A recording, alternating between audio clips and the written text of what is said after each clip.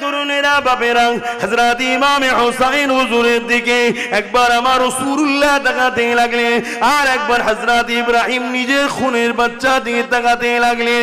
আল্লাহ নবীর নূরে চোখ দিয়ে পানি ঝরতে লেগেছে, দাড়ি মোবারক দিয়ে বুকটা ভেজে যাচ্ছে। আহারে কাকে দি কাকে ছাড়ি, দুটোই তো আমার কাছে প্রিয়। একটা আমার খুনের বাচ্চা, আর একটা হলো আমার অন্তরের ভালোবাসার বাচ্চা, আমার কলিজার টুকরি ফাতেমা সন্তান মাওলা আলীর খুন রয়েছে। কিন্তু আমি রাসূলুল্লাহ, আমার কাছে দুটোই তো বড় প্রিয়। এই সময় আল্লাহ নবী ফায়সালা টেনে দিলেন, ও হযরত জিবরাইল যান, আল্লাহ পাককে যে জানিয়ে দেন আমি আমার ইব্রাহিমকে আমার হুসাইনের উপরে কুরবান করে দিলাম। এ যুবকেরা, তাই আল্লাহ নবী বারবার হুসাইন হুজুরকে আদর করতেন আর বলতেন, এ হুসাইন রে, তোর উপরে আমার বাচ্চা ইব্রাহিমকে আমি মুহাম্মদ কুরবানি করেছি। এ যুবকেরা, আমার রাসূলুল্লাহ ইমাম পাকদেরকে কতটা মুহাব্বত করতেন, ভালোবাসতেন, পিয়ার করতেন। সেই ইমাম পাক হুজুরদের আলোচনা কি করব। আল্লাহ নবী, নূর নবী, দয়া নবী, রহমতের নবী আমার একদিন মদিনা নববী শরীফের মেম্বার থেকে নেবে নবী আমার মেম্বারে দাঁড়িয়ে খুতবা দিতে লেগেছে। ঠিক এমনই সময় দেখা যায় ইমাম হাসান হোসেন দু ভাই আস্তে আস্তে মদিনার মসজিদ নববী শরীফে ঢুকতে লেগেছে। বড় ভাই হযরত হাসান আর ছোট ভাই হযরত হোসাইন। ছোট ভাই তখনও আরো ছোট, তাই ঠিকভাবে চলন ঠিক হয় না, কোন রকম দুলে দুলে পা ফেলে ফেলে আল্লাহ নবীর মদিনার নববী শরীফে ঢুকতে লেগেছে। নবী আমার খুতবা দিতে লেগেছে। হঠাৎ করে আল্লাহ নবীর নজরটা যে ইমাম হাসান হোসেনের দিকে পড়েছে, আল্লাহ নবী খুতবাটা বন্ধ করে দিয়েছে। খুতবা বন্ধ করে দিয়ে আল্লাহ নবী আগে আগে এসে এমন করে ইমাম হাসান হোসেন দুজনকে নবী আমার দুই কোলে নিয়ে বুকে করে জড়িয়ে ধরে আগিয়ে নিয়ে গিয়ে মেম্বারের উপরে বসিয়ে দিয়ে আল্লাহ নবী আবার খুতবা শুরু করেছে। নামাজ শুরু হয়ে গেছে। ঠিক এমনই সময় ইমাম হাসান হোসেন আল্লাহ নবীর পিঠ মুবারকে উঠে পড়েছে। দুদিকে পা দিয়ে নানা জানের চুল মুবারককে মজবুত করে ধরে আল্লাহ নবীর পিঠে তারা লাপালাপি করতে লেগেছে। নবী আমার মাথা তুলছে না, সিজদায় পড়ে যে সুবহান রাব্বিল আলা, সুবহান রাব্বিল আলা তাসবিহ পড়তে লেগেছে। দীর্ঘ সময় হয়ে যাচ্ছে, সাহাবাদের মধ্যে চিন্তা শুরু হয়ে গেছে। কেননা চারিদিকে নবীর দুশমন। হয়তো আমরা সবাই সিজদায় পড়ে আছি, কোন দুশমন ঢুকে গিয়ে রাসূলকে কি ক্ষতি করে দিল। সাহাবা সে যে কাতারে ছিল, হয়তো রাসূলকে ক্ষতি করে দিল নাকি। এত সময় কেন লাগে? কোনদিন নবী জামাতে বেশি সময় দিতেন না। কেন? জামাতে যুবকও থাকে, বুড়ো থাকে, সবার কথা মাথায় রেখে জামাত পড়তে হয়। একা যখন নামাজ পড়বেন, রাতকে রাত কাটিয়ে দেন, অসুবিধে নাই। জামাতে গুরুত্ব দিতে হয়, কেননা বয়স্ক মানুষও থাকে, তারা বেশিক্ষণ কিরাতে দাঁড়াতে পারবে না, বেশিক্ষণ রুকুতে দাঁড়াতে পারবে না, বেশিক্ষণ সিজদা অবস্থায় থাকতে পারবে না। অনেকের পিশাবের অনেক শিকায়েত আছে, অনেক প্রবলেম রয়েছে। তাই নবী আমার শিক্ষার জন্য সিজদায় তখন পড়ে থাকতেন না। আজকে সাহাবারা অবাক হয়ে যে যখন এই চিন্তা করতে লেগেছে, একজন সাহাবী বলতে লেগেছে, আমি সামান্য মাথাটা তুলে চোখটা দিয়ে দেখতে লেগেছি, কেন নবী মাথা তোলে না। আমি অবাক হয়ে গেলাম। আল্লাহ নবী সিজদায় পড়ে রয়েছে, আর নবী পাকের পিঠে ইমামে হাসান হোসেন দুজনে বসে রয়েছে। নানা জানের চুলকে ধরে তারা পিঠের উপরে লাফালাফি খেলা করছে, আনন্দ করছে। আর নবী তাই মাথা তুলছে না। কেন? তুললে বাচ্চা দুটো পড়ে যাবে। আমি এমন করে মনে করলাম যে হাতটা বাড়িয়ে হাসান হোসেনকে নামিয়ে নিয়ে যখনই হাত বাড়াতে গেছি, আমি অবাক হয়ে গেলাম। নূরের নবী কি ভালোবেসেছে বাচ্চা দুটোকে। হাতটা বগলের তলা দিয়ে আমাকে ইশারা করে জানাচ্ছে, খবরদার এই বাচ্চা দুটোকে আমার পিঠ থেকে নামিয়ে দেবে না। আরো জোরে বলুন সুবহান। নারে তাকবীর। ইমামে হাসান হোসেন, ইমামে হাসান হোসেন জান্নাতি যুবকদের সরদার। নারে তাকবীর। আল্লাহ নবী একদিন দোয়া করতে লাগলেন, ও রব্বি আল্লাহ পাক, আমি হাসান হোসেনকে ভালোবাসি, আপনি এদেরকে ভালোবাসেন। শুধু এটা বলে ক্ষান্ত হন না, আল্লাহ পাক যারা হাসান হোসেনকে ভালোবাসবে আপনি তাদেরকেও ভালোবাসবেন।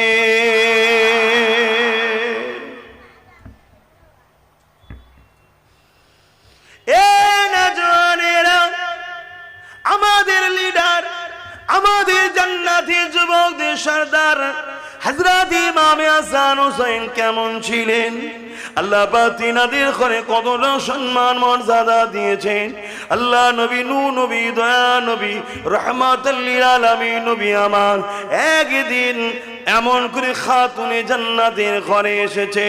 খাতুনে জান্নাতের ঘরে আসার পরে দুটো বাচ্চা খেলনা নবী কোলে নিয়েছে। ইমামে হাসান হোসাইনকে কোলে নিয়েছে। নানার কোলে দুই ভাই খেলা করতে লেগেছে। হঠাৎ করে আল্লাহ নবী তাদের দুজনকে কোল থেকে নামিয়ে বললেন, এ হযরত হাসান, এ হযরত হোসাইন, তোমরা দু ভাই একটু কুস্তি লড়ো, কে জেতে দেখবো, কুস্তি লড়ো। আল্লাহ নবী এমন করে দুই ভাইকে কুস্তি লাগাচ্ছেন, দুজনে কুস্তি লাগছে। হযরত খাতুনে জান্নাত বলেন, আমি তখন রান্নার কাজে ব্যস্ত ছিলাম, আমি পর্দাটাকে সরিয়ে দেখতে লাগলাম। আব্বা জান এমন করে দুই ভাইকে কুস্তি লাগিয়েছে, কিন্তু আমি অবাক হয়ে গেলাম। আব্বা জান হযরত হাসানের পক্ষ সাপোর্ট করতে লেগেছে, হাসানের পক্ষ পাতিত্ব করতে লেগেছে, হাসানের পক্ষে দাঁড়িয়েছে। আমি ওই সময় অবাক হয়ে বলতে লাগলাম, আব্বা স্বাভাবিক পরিবারের গার্জেনরা ছোটদের পক্ষ সাপোর্ট লায়, হাসান তো বড়, হোসেন তো ছোট, আপনি হোসেনের পক্ষ না লি হাসানের পক্ষ কেন নিলেন? আল্লাহ নবী সময় বলেছিলেন, এ আমার কলিজা টুকরি খাতুনে জান্নাত, আমি রাসূল হাসানের পক্ষ নিয়েছি। তুমি মনে করছো আমি নবী হাসানকে বেশি ভালোবাসি? না, আমার কাছে দুটোই আমার চোখের তারার নাই, কিন্তু আমি রাসূলুল্লাহ হাসানের পক্ষ নিয়েছি দেখছো। কিন্তু তুমি জানো না, সাইয়্যিদুল মালায়েকা হযরতে জিবরাইল তিনি তো হোসেনের পক্ষ নিয়েছে। আরো জোরে বলুন সুবহান।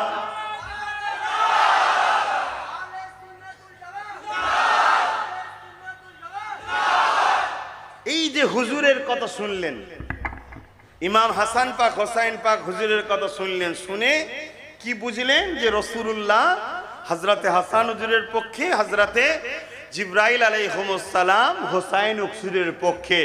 সমস্ত নবীদের সরদার ইমামুল আম্বিয়া তিনি হযরতে হাসানের পক্ষে, আর ইমামুল মালাইকা তিনি হোসাইনের পক্ষে। যে দুটো বাচ্চাকে ছোটবেলা থেকে সমস্ত নবীদের সর্দার লালন পালন করে, সমস্ত ফারিস্তাদের সর্দার লালন পালন করে, এইটা শোনার পরে আমাদের মনটা একটা খুশি আনন্দ হয়েছে না হয়নি?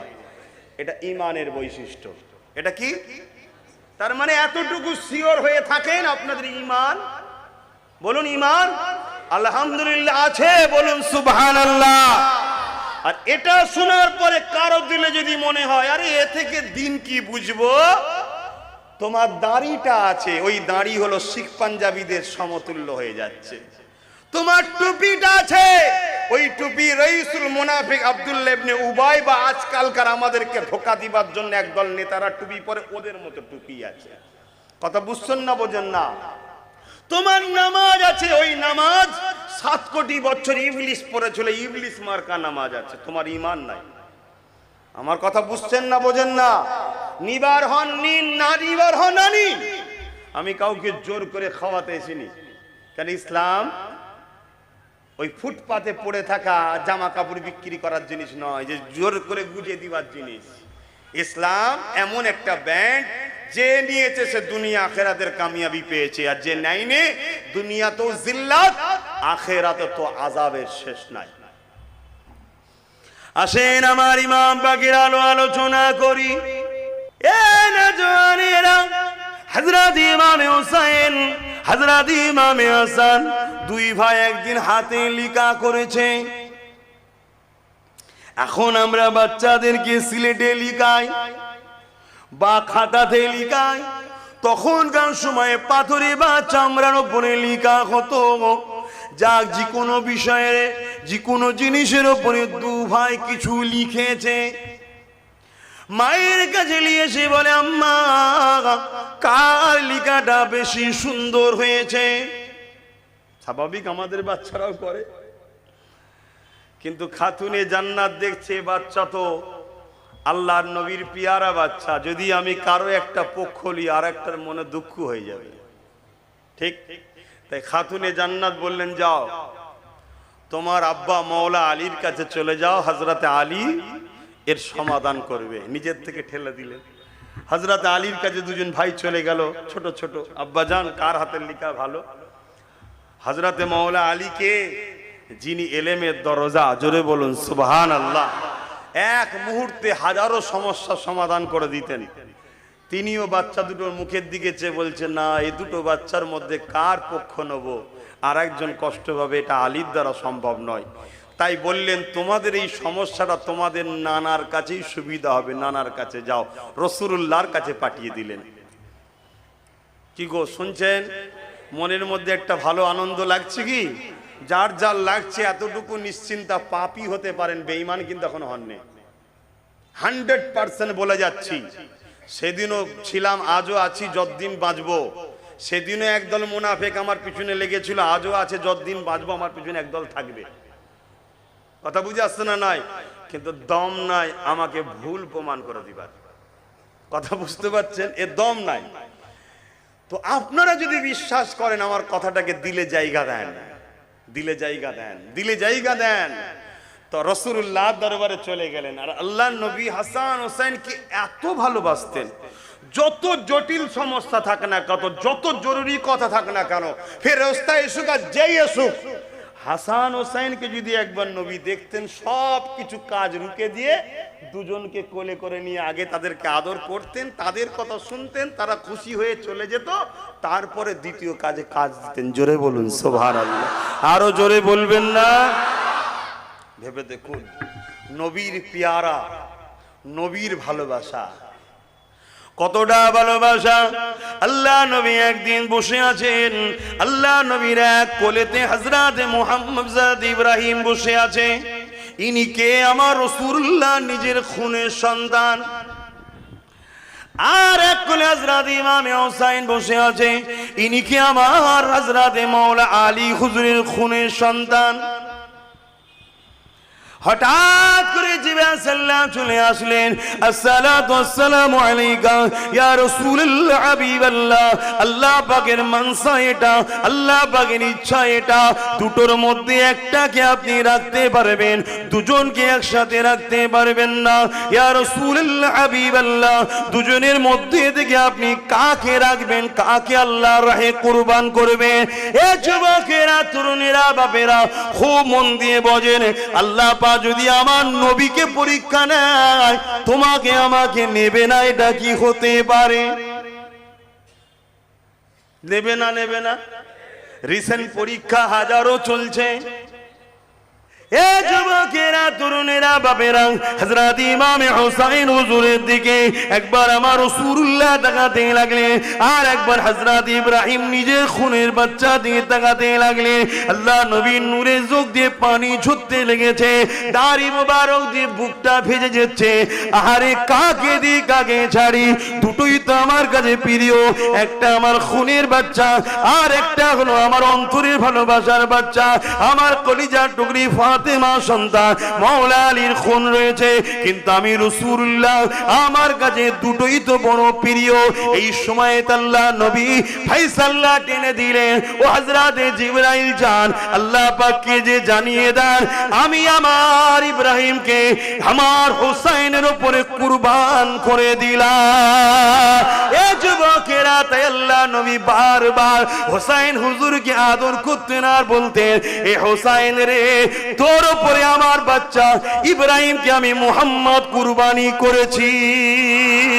এ যুবকেরা, আমার রাসূলুল্লাহ ইমাম পাকদেরকে কতটা মুহাব্বত করতে, ভালোবাসতেন, পিয়ার করতে, সেই ইমাম পাক হুজুরদের আলোচনা কি করব। আল্লাহ নবী, নূর নবী, দয়া নবী, রহমতের নবী আমার একদিন মদিনা নববী শরীফের মেম্বার থেকে নেবে নবী আমার মেম্বারে দাঁড়িয়ে খুতবা দিতে লেগেছে। ঠিক এমনই সময় দেখা যায় ইমামে হাসান হোসেন দু ভাই আস্তে আস্তে মদিনা মসজিদ নববী শরীফে ঢুকতে লেগেছে। বড় ভাই হযরতে হাসান আর ছোট ভাই হযরতে হোসাইন। ছোট ভাই তখনও আরো ছোট, তাই ঠিকভাবে চলন ঠিক হয় না, কোন রকম দুলে দুলে পা ফেলে ফেলে আল্লাহ নবীর মদিনা নববী শরীফে ঢুকতে লেগেছে। নবী আমার খুতবা দিতে লেগেছে।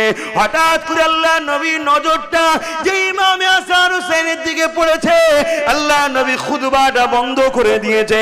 খুতবা বন্ধ করে দিয়ে আল্লাহ নবী আগে আগে এসে এমন করে ইমামে হাসান হোসেন দুজনকে নবী আমার দুই কোলে নিয়ে বুকে করে জড়িয়ে ধরে আগিয়ে নিয়ে গিয়ে মেম্বারের উপরে বসিয়ে দিয়ে আল্লাহ নবী আবার খুতবা শুরু করেছে। নামাজ শুরু হয়ে গেছে। ঠিক এমনই সময় ইমাম হাসান হোসেন আল্লাহ নবীর পিঠ মুবারকে উঠে পড়েছে। দুদিকে পা দিয়ে নানা জানের চুল মুবারককে মজবুত করে ধরে আল্লাহ নবীর পিঠে তারা লাপালাপি করতে লেগেছে। নবী আমার মাথা তুলছে না, সিজদায় পড়ে যে সুবহান রাব্বিল আলা, সুবহান রাব্বিল আলা তাসবিহ পড়তে লেগেছে। দীর্ঘ সময় হয়ে যাচ্ছে, সাহাবাদের মধ্যে চিন্তা শুরু হয়ে গেছে, কেননা চারিদিকে নবীর দুশমন।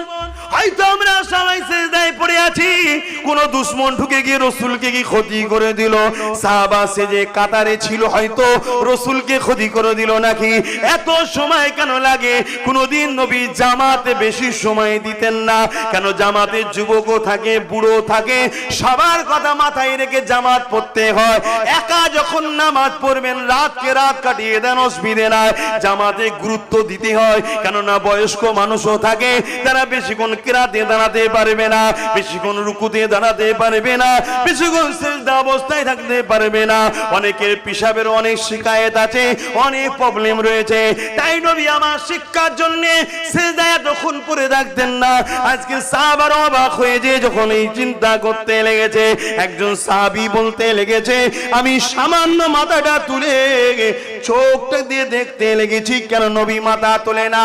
আমি অবাক হয়ে গেলাম, আল্লাহ নবী সিজদায় পড়ে রয়েছে আর নবী পাকের পিঠে ইমামে হাসান হোসেন দুজনে বসে রয়েছে।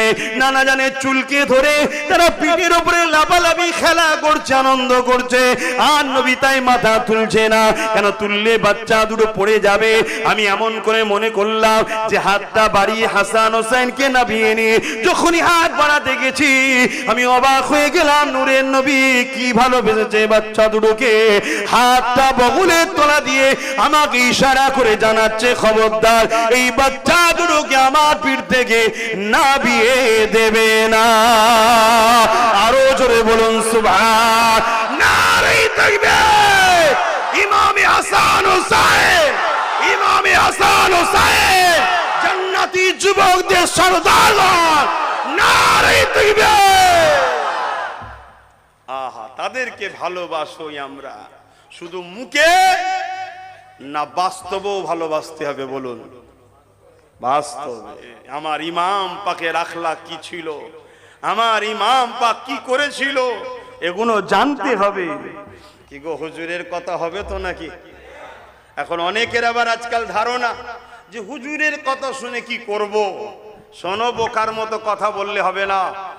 আমার রাসূল বলছেন, যারা আমার বাচ্চাদের কথা শুনে আনন্দের দিনে হাসি করে, আনন্দ করে, অর্থাৎ হুজুরের আনন্দের সাথে আমরা আনন্দ করি, হুজুরের দুঃখের সাথে আমরা দুঃখিত হই, আল্লাহ ওদের মৃত্যুটা দেবে সবথেকে উত্তম আফজাল জিহাদের দরজা দেবে। জোরে বলুন সুবহানাল্লাহ। এটা কোন পরিবার বুঝতে পাচ্ছেন? এটা কোন পরিবার? যে পরিবারে কোরআন এসেছে, যে পরিবারের সদস্যর জন্য আল্লাহ জান্নাত করেছে, যে পরিবারে সকাল সন্ধ্যা দুপুরে জিবরাইল আসতো বিনা ইজাজতে ঘরে ঢুকতো না, সেই পরিবারের কথা বলছি। যে পরিবার আমাদের জন্য ঈমানের একটা পাঠ হয়ে গেছে, যে পরিবারের উপরে দরুদ না পড়লে নামাজ কমপ্লিট হয় না। ওয়ালা আলে মুহাম্মদ, আলে মুহাম্মাদের পরিবারের কথা বলছি। হাই দুঃখ, আজ আমরা দাড়ি ছেড়ে দিয়েছি অনেকে, ভালো, আমরা মাথায় টুপি রেখেছি ভালো, নামাজ পড়েছি ভালো, কিন্তু আমাদের ইমামকে চিনতে পারলাম না, আমাদের মূল জায়গাটাকে আমরা সরে যাচ্ছি। হায় আল্লাহ আমাদেরকে হিদায়াত দান করে, বলুন আমিন। কাদের কথা আলোচনা করতে বসেছি? আল্লাহ নবী, নূর নবী, দয়ার নবী এই বাচ্চা দুটোকে কত ভালোবাসতো। অতএব ইমাম হাসান হোসাইনকে যারা ভালোবাসে তারা নবীর সুন্নতের সওয়াব পায়। জোরে বলুন সুবহানাল্লাহ। আহারে আমার নবী পাকের নওয়াজা যখন কারবালার ময়দানের দিকে রওনা দিলেন, অ্যাকচুয়ালি তিনি তো যেতে লেগেছেন কুফা জমিনে। কুফা জমিনের দিকে যাচ্ছে, হঠাৎ করে রাস্তায় তিনাকে আটকানো হলো। কে আটকালো? হযরত হুর। এমন করে হুর, একজন ইয়াজিদ বিন হুর, সে রুকে দিল। ইমাম পাক এবং তিনার সঙ্গী সাথী মিলে ৭২ বা ৮২ জন ছেলে রয়েছে, বাচ্চারা রয়েছে, পরিবার রয়েছে। কেউ যদি লড়াই করতে যায় পরিবার ছেলেদের তো নিয়ে যাবে না। তেনাদের কাছে তো লড়াই করার জন্য যুদ্ধের সামান থাকবে তাও কিছু নাই, কেননা দাওয়াত দিয়েছিল। কে দাওয়াত দিয়েছিল? কুফার মানুষরা দাওয়াত দিয়েছিল। ইয়াজিদ সৈন্য পাঠিয়ে দিয়ে, মারওয়ান সৈন্য পাঠিয়ে দিয়ে এমন করে তিনাকে কুফার জমিনে ঢুকতে না দেওয়ার জন্য রাস্তাতে আটকে দেওয়া হলো। আমার ইমাম পাককে দাঁড় করিয়ে দেওয়া হলো। কে দাঁড় করালো? ১০০০ সৈন্য নিয়ে এমন করে ইয়াজিদ বিন হুর বিন ইয়াজিদ বাড়িয়ে দাঁড় করিয়ে দিল। দাঁড় করিয়ে দিয়ে বলল, ইমাম আপনি কোথায় যাবেন? ইমাম পাক বলেছিল, আমাকে দাওয়াত দিয়েছে কুফার মানুষেরা, তাই আমি কুফার জমিনে যাচ্ছি। আমাকে দাওয়াত দিয়েছে, আমি কুফায় যাচ্ছি। কিন্তু হুর বিন ইয়াজিদ বলল, না, আমাকে শাসকের হুকুমতের পক্ষ থেকে অর্ডার আছে, আপনাকে যেতে দেওয়া হবে না। শুনছেন না শোনেননি? আমার ইমাম পাক ওই সময় বললেন, তাহলে একটা দিন আমাকে সময় দেয়া হোক। অনেক বড় কথা। হুর বিন ইয়াজিদের আগে থেকেই কিন্তু আমার রাসূলুল্লাহ পরিবারদের উপরে একটু হলো মহব্বত ছিল, কিন্তু তাই বেউজ্জতি করতে চাইনি। উনি বললেন, হুজুর আপনি রাতের আড়ালে আস্তে আস্তে রওনা দেবেন, আমি সৈন্যদেরকে নিয়ে একটু সাইডে সরে থাকবো। কেন, ডিউটির একটা ব্যাপার আছে না, আমাকে মেরে ফেলবে। শুনছেন না? কিন্তু চাইছে না। অনেক বড় কথা। এই খবর চলে গেল ইয়াজিদ বাহিনীর কাছে যে হুর নরম ব্যবহার দেখাচ্ছে, তাই সঙ্গে সঙ্গে আরো ৬০০০, এইভাবে ২২,০০০ সৈন্য চলে এলো। কত? এক ইমাম পাককে রুকার জন্য কত? হে যুবকেরা, তরুণেরা, বাপেরা, মনে রেখে দেবেন, আমার ইমাম পাক ওই সময় তাবু করতে বললেন। তাবু তৈরি হলো। শুনছেন তো নাকি? তাবু তৈরি হয়ে গেল। ওই তাবুতে দেখা যায় সারা রাত ধরে ইমাম পাক কি করেছিল। ওদিকে ইয়াজিদ বাহিনীর তাবু তৈরি হলো। আপনারাও শুনছেন তো নাকি? ইমাম পাকের দিকে তো নাকি? তাহলে ইমাম পাকে যদি হন, তাহলে ইমামের খানদানের দিকে থাকবেন না? সারা রাত ধরে ইমাম পাক তাবুর মধ্যে নামাজ পড়েছেন, কোরআন তেলাওয়াত করেছেন, দুয়ার মধ্যে কাটিয়েছেন। আর ওদিকে ইয়াজিদ বাহিনীতে কি হয়েছে? ইতিহাস কি বলে? ইতিহাস শিক্ষা দেয় তো নাকি? বলো বলো, ইতিহাস কি বলে? বাস্তবের সঙ্গে মিলাতে হবে। আজকেও কি হচ্ছে দেখুন। আর ওদিকে ইয়াজিদ বাহিনীতে সারা রাত নারী নিয়ে নাচ হয়েছে, মদ শরাবের আড্ডা হয়েছে, গান তৎকালীন সময় যে সিস্টেমে ছিল ভাড়া করে নিয়ে এসে আনন্দ ফুর্তি করা হয়েছে। পরের দিন লড়াই শুরু হয়ে গেল, হক আর নাহকের লড়াই। কিন্তু জুম্মার দিন ছিল, ইমাম পাক খুতবা দিতে লেগেছে। ওই খুতবাতে ইমাম পাক বক্তব্য দিতে লেগেছে। ওই বক্তব্যই হাজারো ইয়াজিদি বসেছিল। শোনেন মন দিয়ে, আজ আমরাও যখন হজ করি আমাদের বক্তব্য হাজারো ইয়াজিদি বসে থাকে। থাকে না? থাকে না? এই সবাই হোসাইনি আছে নাকি? সেদিনও ছিল নাকি? কিন্তু সেদিনও হোসাইনি ছিল, আর হাজারো ইয়াজিদিও ছিল। হোসাইন পাক হজ করে বলে, তোমরা আমায় চেনো না, তোমরা কার বিরুদ্ধে তরোয়াল ধরেছো? আমার নানা হলো সাইয়্যিদুল মুরসালিন রাহমাতাল লিল আলামিন আখিরি নবী, জিনার কলেমা তোমরা পড়ো। সেই নানার পিঠে উঠে ঘুরিয়েছি, সেই নানার কাঁধে ঘুরিয়েছি, সেই নানার ঠোঁট মোবারককে চুষে বড় হয়েছে, সেই নানার চাদরের মধ্যে করে নি নানা ঘুরিয়ে রাখতো। সেই নানা বলেছে যে হোসাইনকে ভালোবাসে, আল্লাহ তুমি তাকে ভালোবাসো। যে হোসাইনের সঙ্গে দুশ্মনী করে, আল্লাহ তুমি তাকে থেকে মুখ ফিরিয়ে নাও। তোমরা কি তার বিরুদ্ধে তরোয়াল ধরেছ সামান্য জায়গা ক্ষমতা পাওয়ার জন্য, অর্থ পাওয়ার জন্য? এইভাবে হোসাইন বক্তব্য দিচ্ছে, সবাই শুনছে, কিন্তু সবার মধ্যে তাসির হলো না, কেউ পরিবর্তন হলো না।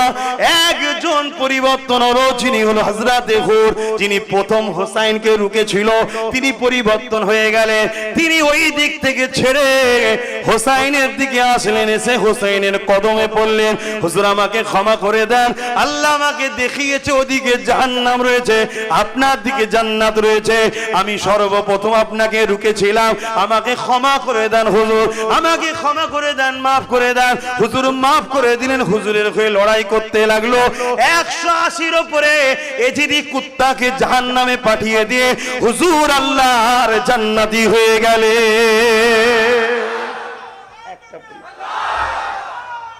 আল্লাহু আকবার। তাহলে হক কথা বললে পরিবর্তন হয় না, হয় না? একটা তো হয়েছে, এটা দায়িত্ব বলতে হয়। হুজুরও দায়িত্ব নিয়ে বলছে, না হয় কিয়ামত দিন বলবে যে আমরা ঘুমিয়ে গেছিলাম, কই হোসাইন তো আমাদেরকে জাগালো না, আমরা নাই নেশায় পড়ে গেছিলাম, লোভে পড়ে গেছিলাম, হোসাইন তো জাগালো না। মৃত্যু তো এজিদেরও হয়েছে, আর ইন্তেকাল তো হোসাইনও হয়েছে। এজিদ ইমাম পাককে শহীদ করার পর 3 বছর 4 বছর খুব বেশি ক্ষমতায় টিকেছিল। এই 4 বছর ওর কি অবস্থা হয়েছিল সেই ইতিহাস আপনারা জানেন কি জানি না। খোদা এমন বিমার দিয়েছিল যে বিমারে সর্বসময় ছটফট করেছে, যা কিছু খায় ভেতরে শুধু জ্বলন হয়, জ্বলন জ্বলন, ওই জ্বলনে ছটফট করতে লেগেছে। তার প্রজারা তাকে, তার মন্ত্রীরা, তার যারা আমলা ছিল, এজিদ যাতে এই কষ্ট থেকে একটু ভুলে থাকতে পারে, তাই এজিদকে বিভিন্ন জায়গায় ভ্রমণে নিয়ে যাওয়া হতো, সুন্দরী সুন্দরী প্রতিদিন নতুন নতুন নারী দেওয়া হতো। তথাপি এজিদের জ্বালা যন্ত্রণা এজিদ সহ্য করতে পারত না। এত জুলুম অত্যাচারের শাস্তি তো দুনিয়ায় হলো। আজকে সেই এজিদকে আল্লাহ জাহান্নামের কুকুর বানিয়ে জাহান্নামে রেখেছে। কারো সন্দেহ আছে? কারো সন্দেহ আছে? নতুন করে একদল নামাজি, দাড়িওয়ালা, টুপিওয়ালা, পাগড়িওয়ালা এজিদকে বাঁচাবার চেষ্টা করছে। জানবেন ওরাও জাহান্নামের কুত্তা ছাড়া আর কিচ্ছু হবে না। এই কুত্তা ভাষাটা কি খারাপ লাগছে নাকি? এর চেয়ে ভালো কি শব্দ আছে ভাই আমার কাছে জানা নেই। এটাই আমার কাছে সব থেকে উত্তম শব্দ ওদের জন্য। তাই আমি বলছি, কথা বুঝে আসছে? মনে রাখবেন, আজকেও কিছু মানুষ চক্রান্ত করছে, এজিদকে বাঁচাবার চেষ্টা করছে। তাই আজও বলে যায়, সেদিনও আহলে রসুলদের উপরে জুলুম হয়েছে, আজও আহলে রসুলদের উপরে জুলুম হবে, এটা স্বাভাবিক। তবে মনে রাখবেন, আহলে রসুলদের কাজ দ্বীন ইসলামকে জিন্দা রাখা। তাই যুগে যুগে ইমাম পাকের বংশধরেরা, যুগে যুগে সাহাবা হুজুরদের খানদানেরা আজ ইসলামের ঝান্ডাকে জিন্দা রেখেছে। এ যুবকেরা, যুগে যুগে জিদিরা আমার রাসূলুল্লাহ দ্বীনকে মিটাবার চেষ্টা করেছে। যুগে যুগে তাদের সাথ একদল মুনাফিক উলামারা দিয়েছে। এই ভারতের জমিনের একটা ইতিহাস বলে যায়, এই ভারতে একজন মুনাফিক ছিল, যার নাম হলো হতভাগা আকবর। সে কিনা আমার নবীর দ্বীনকে মিটাবার জন্য দ্বীনে ইলাহি বলে একটা নতুন ধর্ম চালু করতে চেয়েছিল। ওই আকবর কিন্তু একা ছিল না, তার পাশে হাজার হাজার মুফতি ছিল, হাজার হাজার আলেম ছিল, হাজার হাজার হাফেজ ছিল। আকবরের শাসন ক্ষমতার কাছে তারা মাথা নত করে দিয়েছিল, আকবরের অর্থ লোভের কাছে তারা মাথা নত করে দিয়েছিল, আকবরের খুশামদি করতে লেগেছিল, আকবরকে নানান দিক দিয়ে নতুন নতুন কৌশল অবলম্বন করেছিল। কিন্তু সেই সময়ে দেখা যাবে ওই আকবরের বিরুদ্ধে যিনি লড়েছিল উনিও খানদানের রাসূল, অন্য কেউ নয়, আমার মুজাদ্দিদুজ্জামানের দাদর পীর হযরতে মুজাদ্দিদ আল-ফিসানি রাহমাতুল্লাহ আলাইহি তিনি লড়াই করেছিলেন। সেই লড়াইতে দেখা যায় মুজাদ্দিদ আল-ফিসানির দিকে গুটি কত মানুষ ছিল, আর হতভাগ আকবরের কাছে শাসন ক্ষমতা ছিল, তাই তার ডকে হাজারো মুফতি গেছে, তার দিকে হাজারো আলিম গেছে, তার দিকে হাজারো হাফেজ গেছে, তার দিকে হাজারো ইমাম গেছে, কিন্তু মুজাদ্দিদ আল-পেশানির দিকে গুটি কত ইমানদার রয়েছে।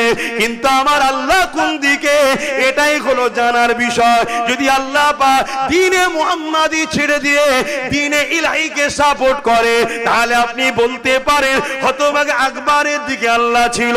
নাউযুবিল্লাহ মিন যালিক, হতভাগা আকবরের দিকে আল্লাহ নয়, আকবর তো দ্বীনে মুহাম্মাদির দিকে ছিল, তাই মুজাদ্দিদ আল-পেশানির দিকে ছিল। হযরতে মুজাদ্দিদ আল-পেশানি দোয়া করতে লাগলেন, আল্লাহ পাকের আযাব শুরু হয়ে গেল। ওই আযাবেতে হতভাগা আকবরও ধ্বংস হলো, তার পক্ষে যত হাজারো মুফতি আলেম ছিল তারাও ধ্বংস হয়ে আজ জাহান্নামের কুত্তা তৈরি হলো। এই যুবকেরা তাই বলে দিয়ে যায়, এই দুনিয়ায় সবাইকে মরতে হবে।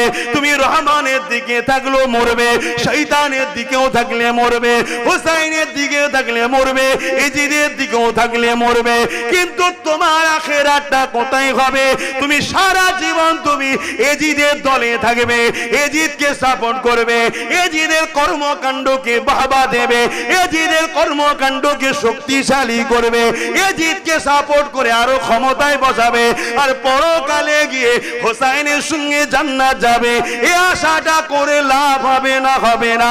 তাই সেদিন মুজাদ্দিদ আল-পেশানি আমল করে আমার রাসূলুল্লাহ দিকে ছিল, হোসাইনের দিকে ছিল, হতভাগা আকবর এজিদের দিকে ছিল, সে বরবাদ হয়ে গেছে। আজও চোখের সামনে আমরা দেখতে পাচ্ছি দুটো দিক হয়ে গেছে, একটা এজিদের দিক, একটা হোসাইনের দিক। এজিদের দিকে যদি তোমরা থাকো তাহলে বরবাদ হয়ে যাবে, হোসাইনের দিকে যদি থাকো দুনিয়ায় জুলুম হবে।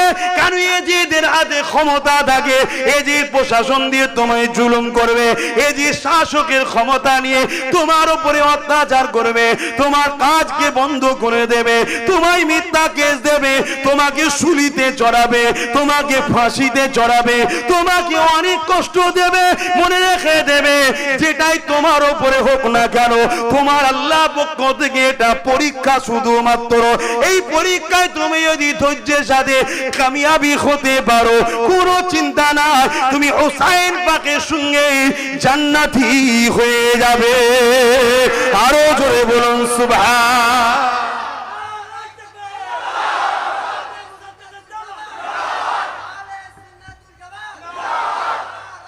আল্লাহু আকবার।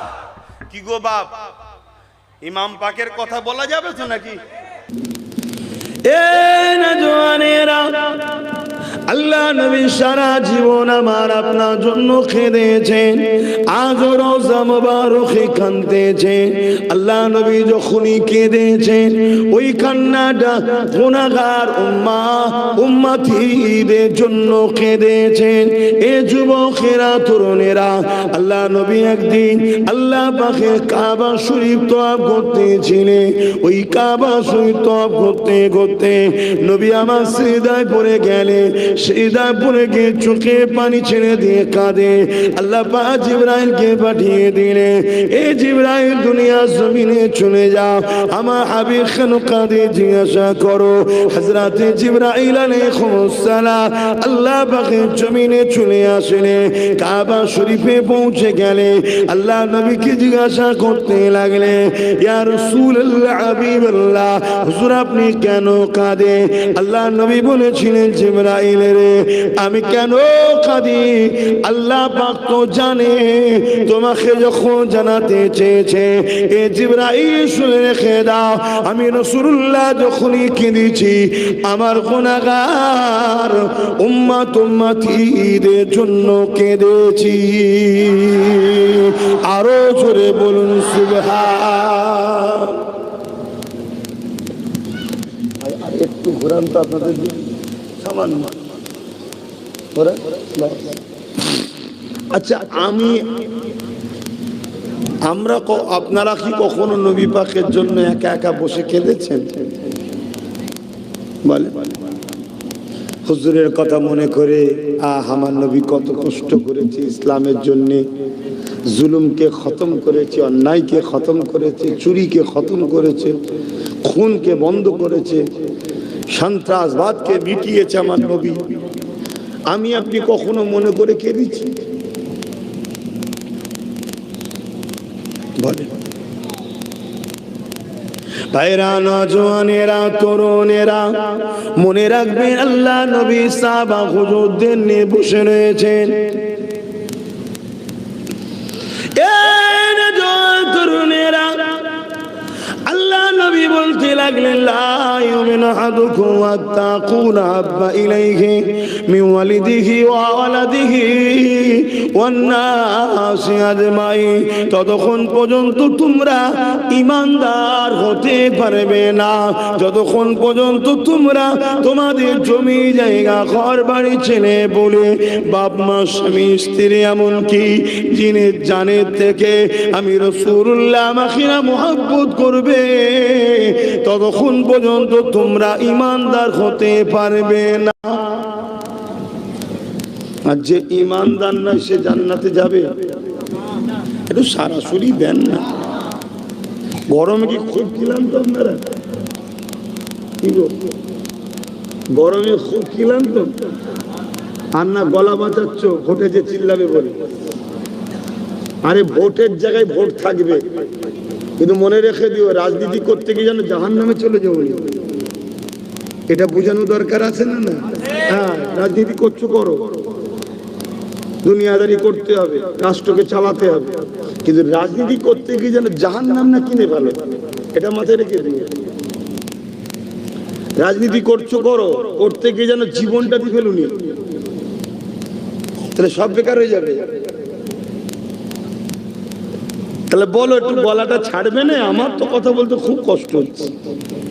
গরমকালে এলে কি সমস্যা কি জানি, ওই জামা ঘাম গায়ে বসলেই আমার গলা চেপে যায় গরমকালে। তা আপনাদেরও কি একই রোগ আছে নাকি? বাপ বেটা ভাই ভাই সব একই রোগ ধরেছে?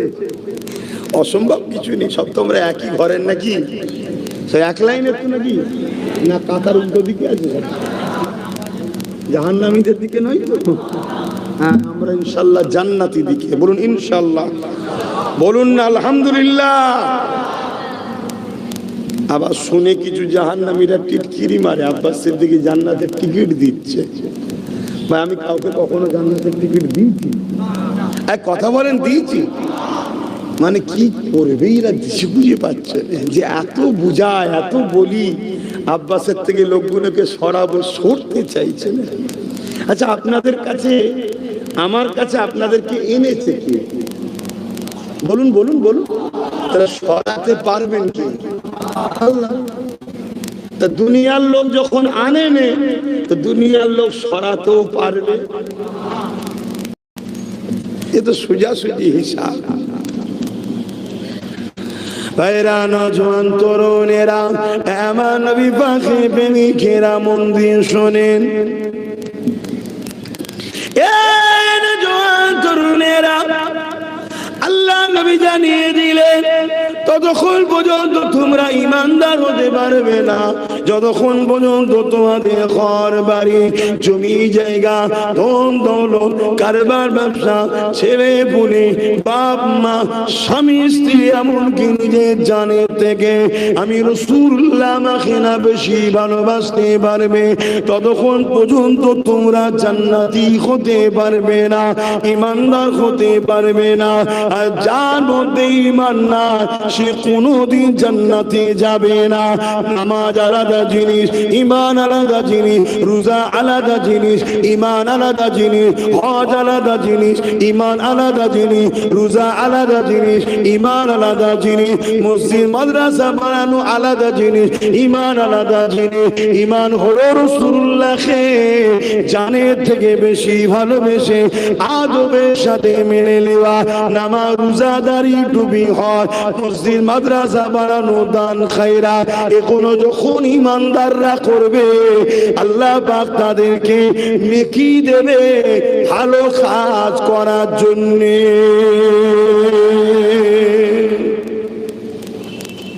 এগুলো হলো আমল, ভালো কাজ। কিন্তু কাদের জন্য আমল? আচ্ছা, মুদি যদি মসজিদ তৈরি করে নেকি হবে তো? আচ্ছা, মসজিদ তৈরি করলে হবে না? কথা বলছে না, বোঝো তো মসজিদ ভাঙছে। তুমি রাজনীতি বোঝো কি? ভাঙার জায়গায় যেমন ভাঙবে, আবার কোনো জায়গায় দিলে যদি কাজ হয় সেটা দিয়ে আবার পরবর্তীতে ভেঙে নেবে। বুঝতে পারছেন? প্রথম দেবে, দিয়ে কাজ চিলিয়ে আবার ভেঙে দেবে। এদেরকে চেনো? এরা কি বিষাক্ত ফুরা। হ্যাঁ, তাহলে বলেন, মসজিদ মাদ্রাসা এখনো বা নামাজ রোজা দান খয়রাত এখনো ভালো কাজ। ইমানদার যদি এই কাজ করে তবে নেকি হবে।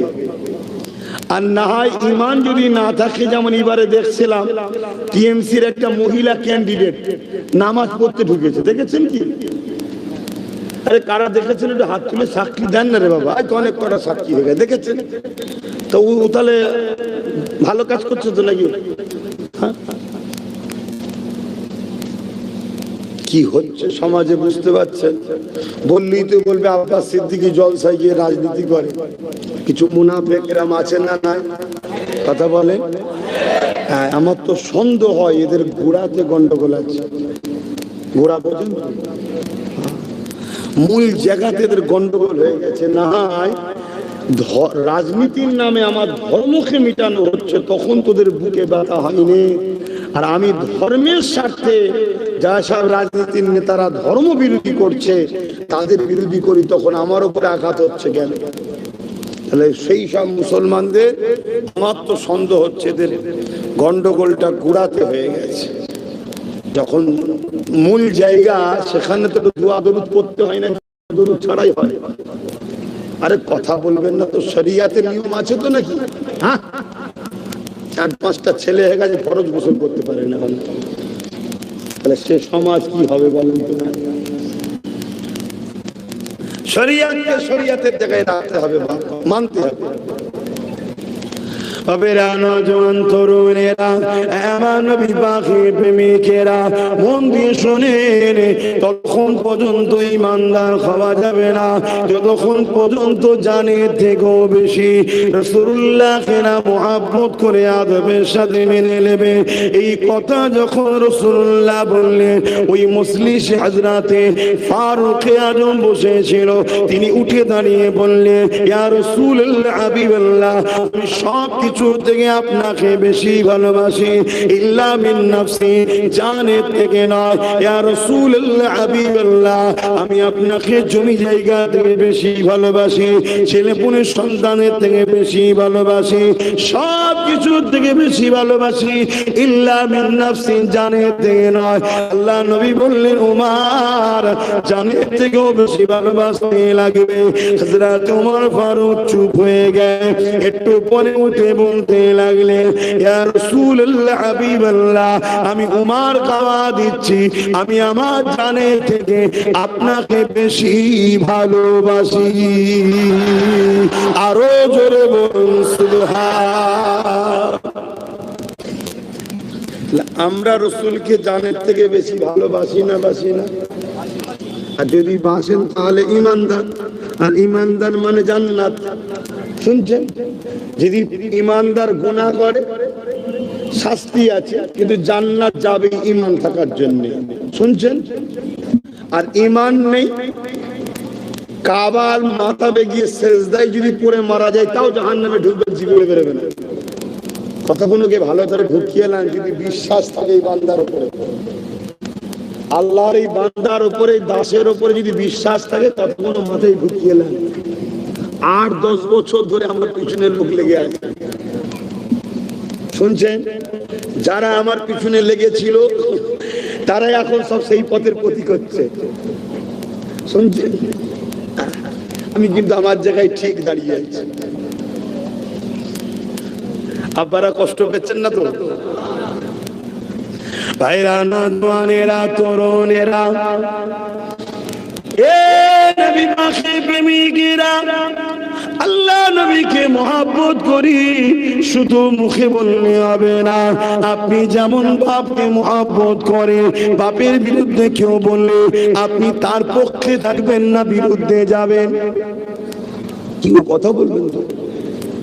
আপনি মাকে ভালোবাসেন, মায়ের বিরোধী কেউ করলে আপনি সেই মায়ের যে বিরোধী করছে তার পক্ষে দাঁড়াবেন না, তার বিরোধী করবেন। যদি তার পক্ষে দাঁড়েন তাহলে কিন্তু আপনি মাকে প্রকৃত ভালোবাসলেন না। আমার বুঝছেন তো নাকি?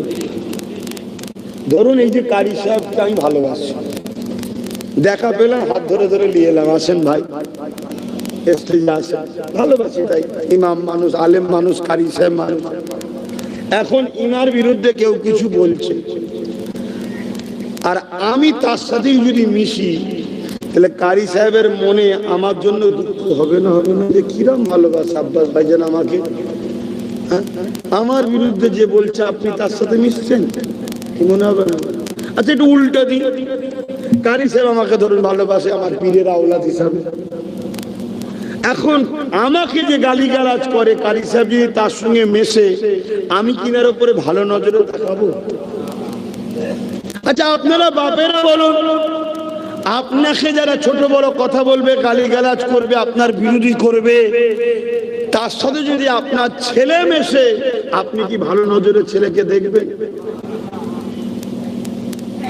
কথাই এক থাকবেন তো নাকি? এই জন্যই তো নবী পাক জানিয়ে দিলেন, মান আহাব্বা লিল্লাহ ওয়া আবগাদা লিল্লাহ ওয়া আতা লিল্লাহ ওয়া মানআ লিল্লাহ ফাকাদ ইসতাকমালাল ঈমান। ভালোবাসবে আল্লাহর জন্য, দুশমনি করবে আল্লাহর জন্য, আত্মীয়তা করবে আল্লাহর জন্য, বিচ্ছেদ হবে আল্লাহর জন্য, এরাই হলো প্রকৃত ঈমানদার। এ না জওয়ান তরুণেরা, বাপেরা, আমরা রাসূলুল্লাহকে যদি ভালোবাসি, নবী পাকের প্রেমিক যারা হবে তাদেরকে আমরা ভালোবাসবো। এই জন্য আল্লাহর ওলিদেরকে, নবীর গোলামদেরকে, নবীর আশিকদেরকে আমরা ভালোবাসি। খাজা হুজুরকে কেন ভালোবাসি? খাজা হুজুর আল্লাহ নবীর প্রেমিক ছিল। দাদা হুজুরকে কেন ভালোবাসি? দাদা হুজুর আল্লাহ নবীর প্রেমিক ছিল। বসিরাটের বড় মৌলানাকে কেন ভালোবাসি? উনি আল্লাহ রাসূলের প্রেমিক ছিল। এ যুবকেরা, তরুণেরা, এটাই তো প্রেমের নিদর্শন। আমার প্রেমিকের যে হবে আমিও তার হব, যে আমার প্রেমিকের নয় আমি তার নয়।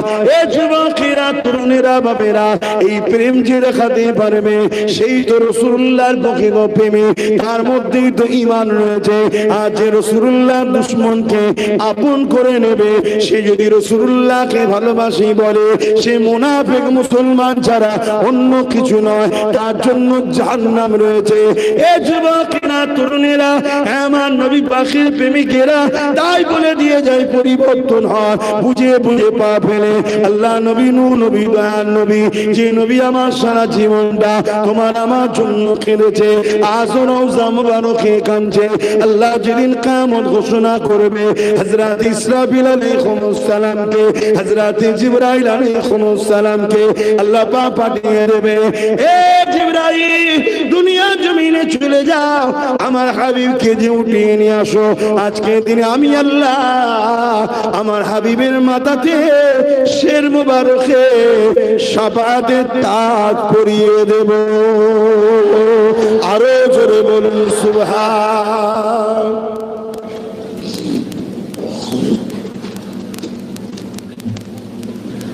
আমার নবীর শাফাআত ছাড়া কেউ জান্নাত যেতে পারবে?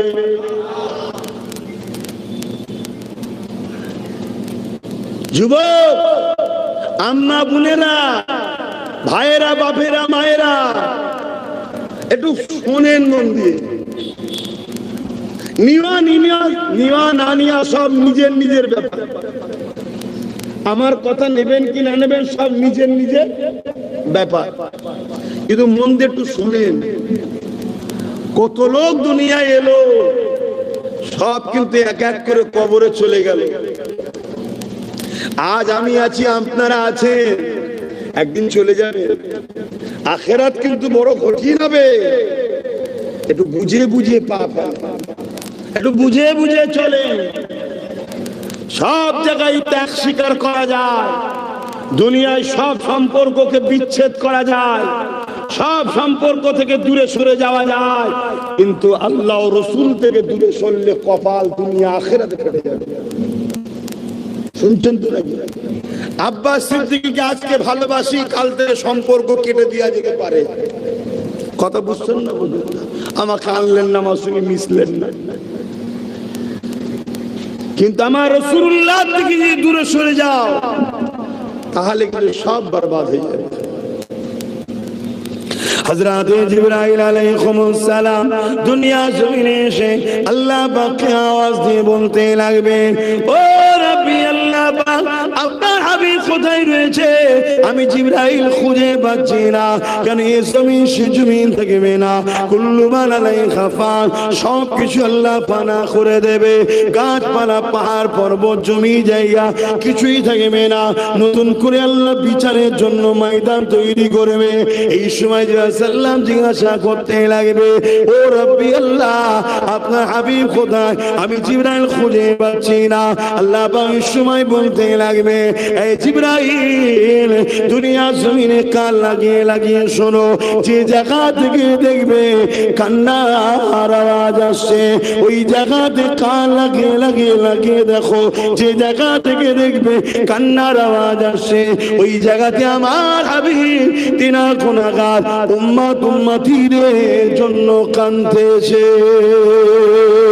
আরো জোরে বলুন সুবহান। এই নবীকে মহব্বত করেন না? আজও আমাদের জন্য কাঁদছে। সেই নবীর দিনের যারা দুশমন হবে তাদেরকে আমরা আপন করতে পারি। সেই নবীর দিনের দুশমন আমার ভাইও হয়ে যায়, সেই ভাইয়ের সঙ্গে সম্পর্ক রাখা যেতে পারে। খুব সাবধান।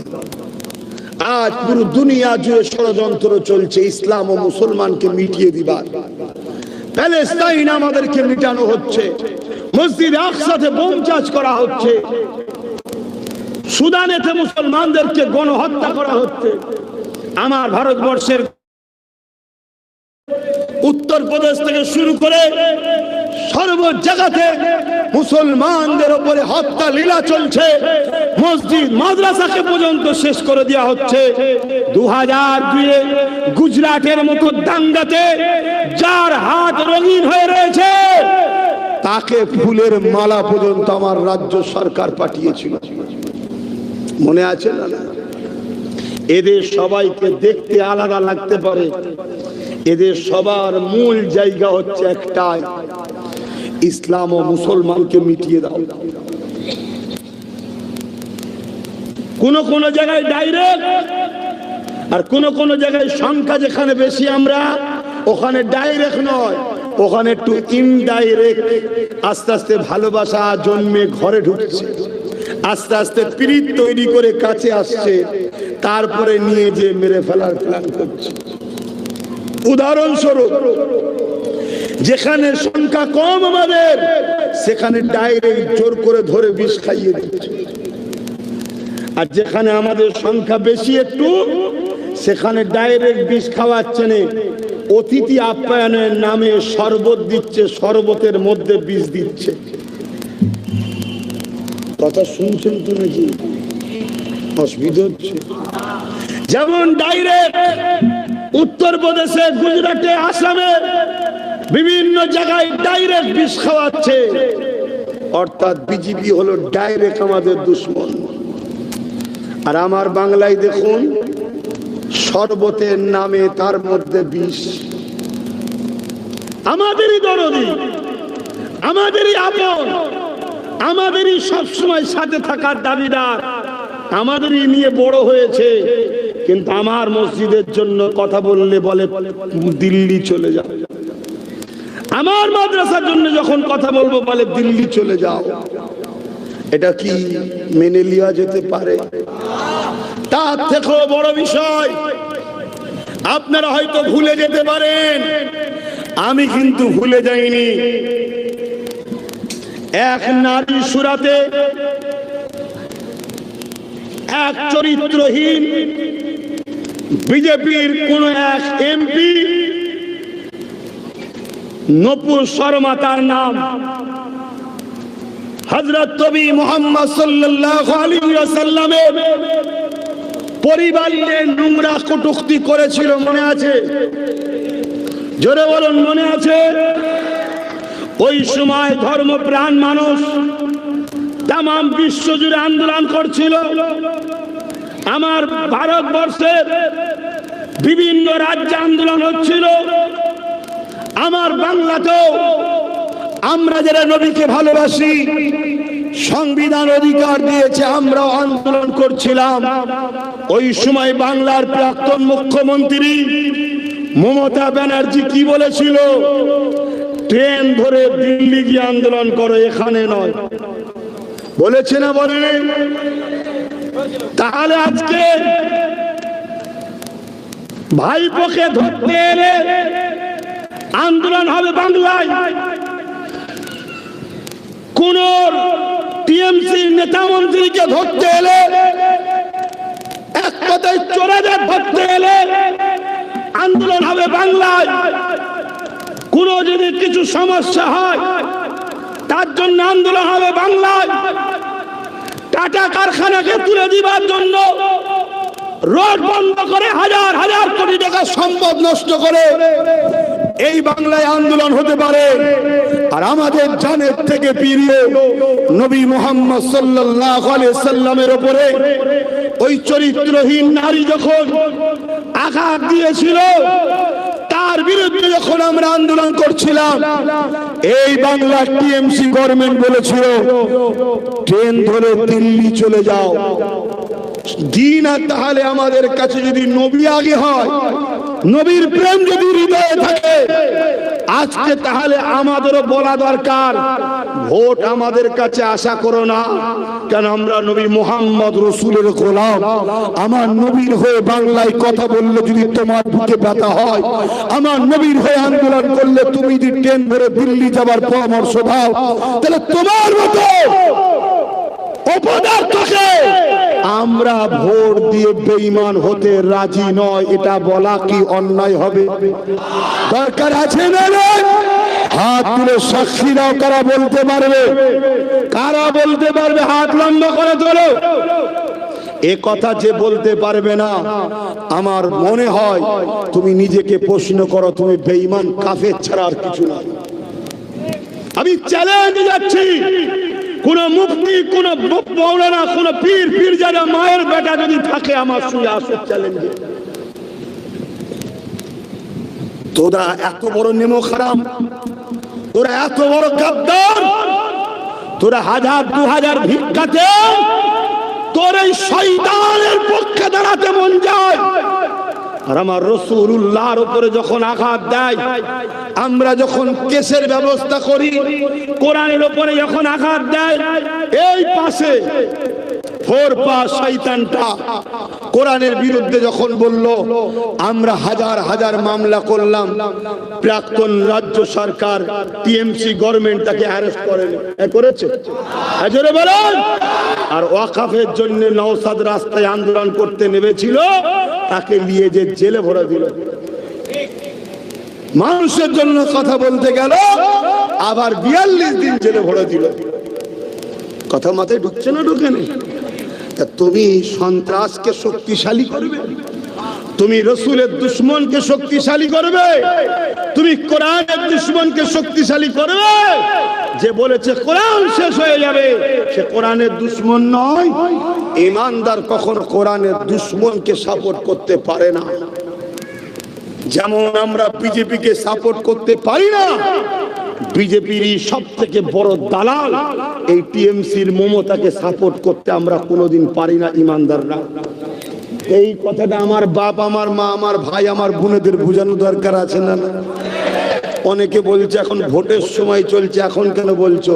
আরে আমার দুঃখের দিনে তুমি আমাকে ট্রেন ধরে দিল্লি যেতে বলেছিলে, আমার ওয়াকফের সময় তুমি দিল্লি যেতে বলেছিলে। আজকে তো তোদের বিষয়ে কথা বলা এই সময়তেই দরকার। শুনে রেখে দাও যুবক, আজ আমার কথা শুনে তোমার ভালো নাও লাগতে পারে, আজ আমার কথা শুনে তুমি নাও নিতে পারো, আমার কোনো অসুবিধা নেই। আমার অসুবিধা, আমার নবী ছিল, আছে, থাকবে। আমার আল্লাহ ছিল, আছে, থাকবে। আমার ইসলাম ছিল, আছে, থাকবে। আমার কোরআনকে মিটাতে অনেকে চেষ্টা করেছে, যারা চেষ্টা করেছে তারা মিটে গেছে। আমার কোরআন আজও আছে। আমার কোরআন কিয়ামতের দিনে কোরআনের প্রেমিকদের শাফাআত করে জান্নাতে নিয়ে যাবে। জোরে বলুন সুবহানাল্লাহ।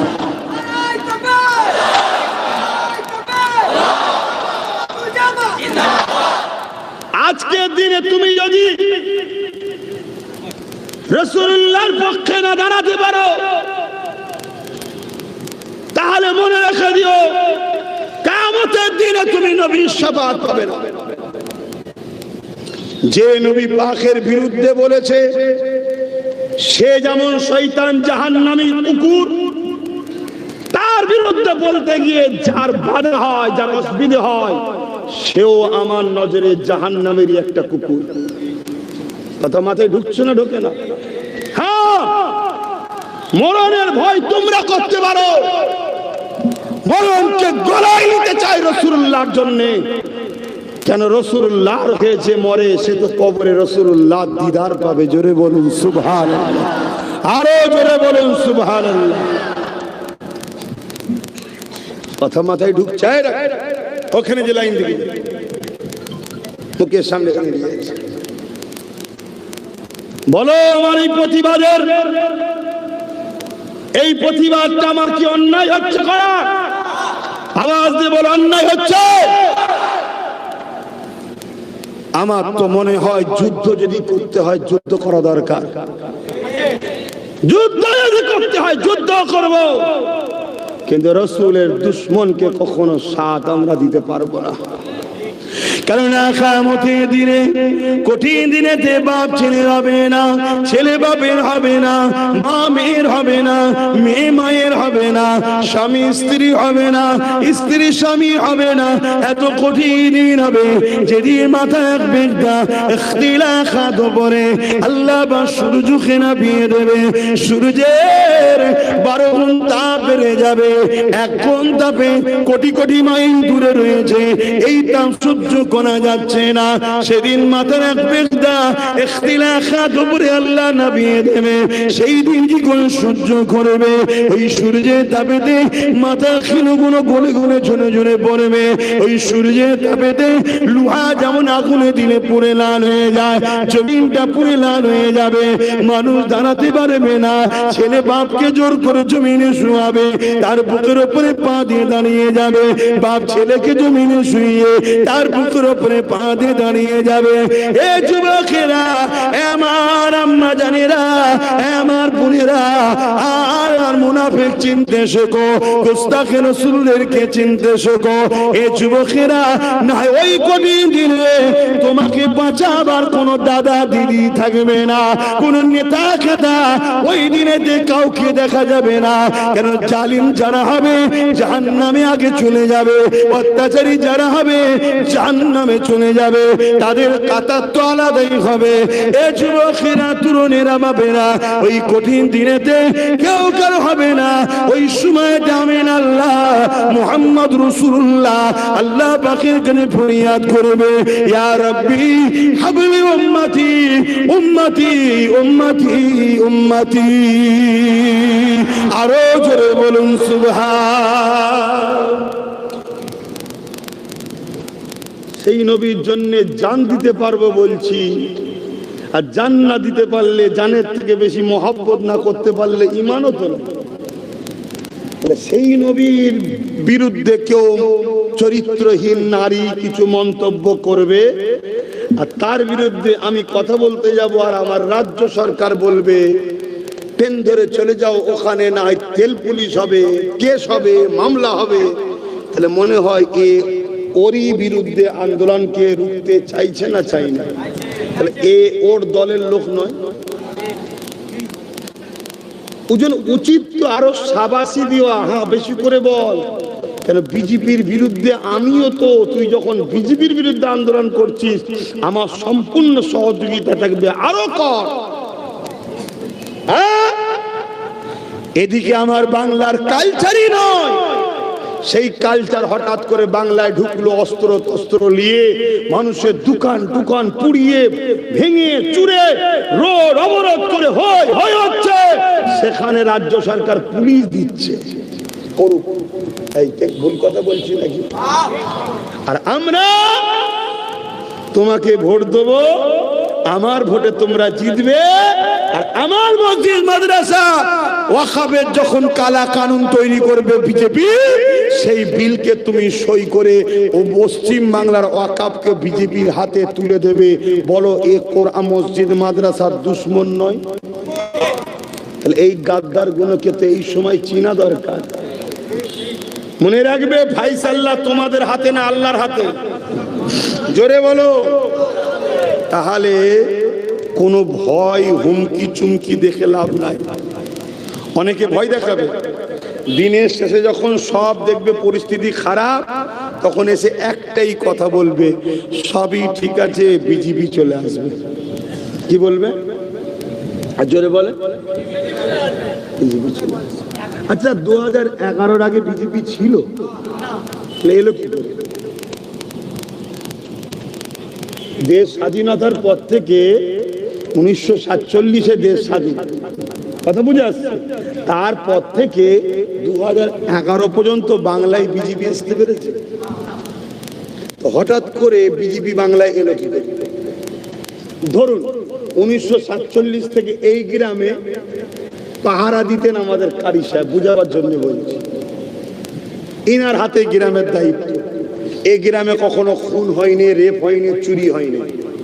তার মানে এই কৃতিত্বটা তাহলে কার? বলুন বলুন, সরাসরি কারি সাহেব। আর 2011-র পর আমরা সবাই মিলে কারি সাহেবকে সরিয়ে দিলাম, দিয়ে আমাকে দায়িত্ব দিলেন, বুঝাবার জন্য বলছি। এখন আমি দায়িত্ব পাওয়ার পরে চুরিও হচ্ছে, খুনও হচ্ছে, ধর্ষণও হচ্ছে, ডাকাতও ঢুকছে, মব লিঞ্চিংও হচ্ছে। তাহলে এখন দোষটা কার? আর আমাকে বলতে লজ্জা লাগছে, আমারই। তার মানে কি আমার সঙ্গে সেটিং আছে? 2011 পর্যন্ত কখনোই বিজেপিকে বাংলায় ঢুকতে দেওয়া হয়নি, তাই আসতে পারেনি।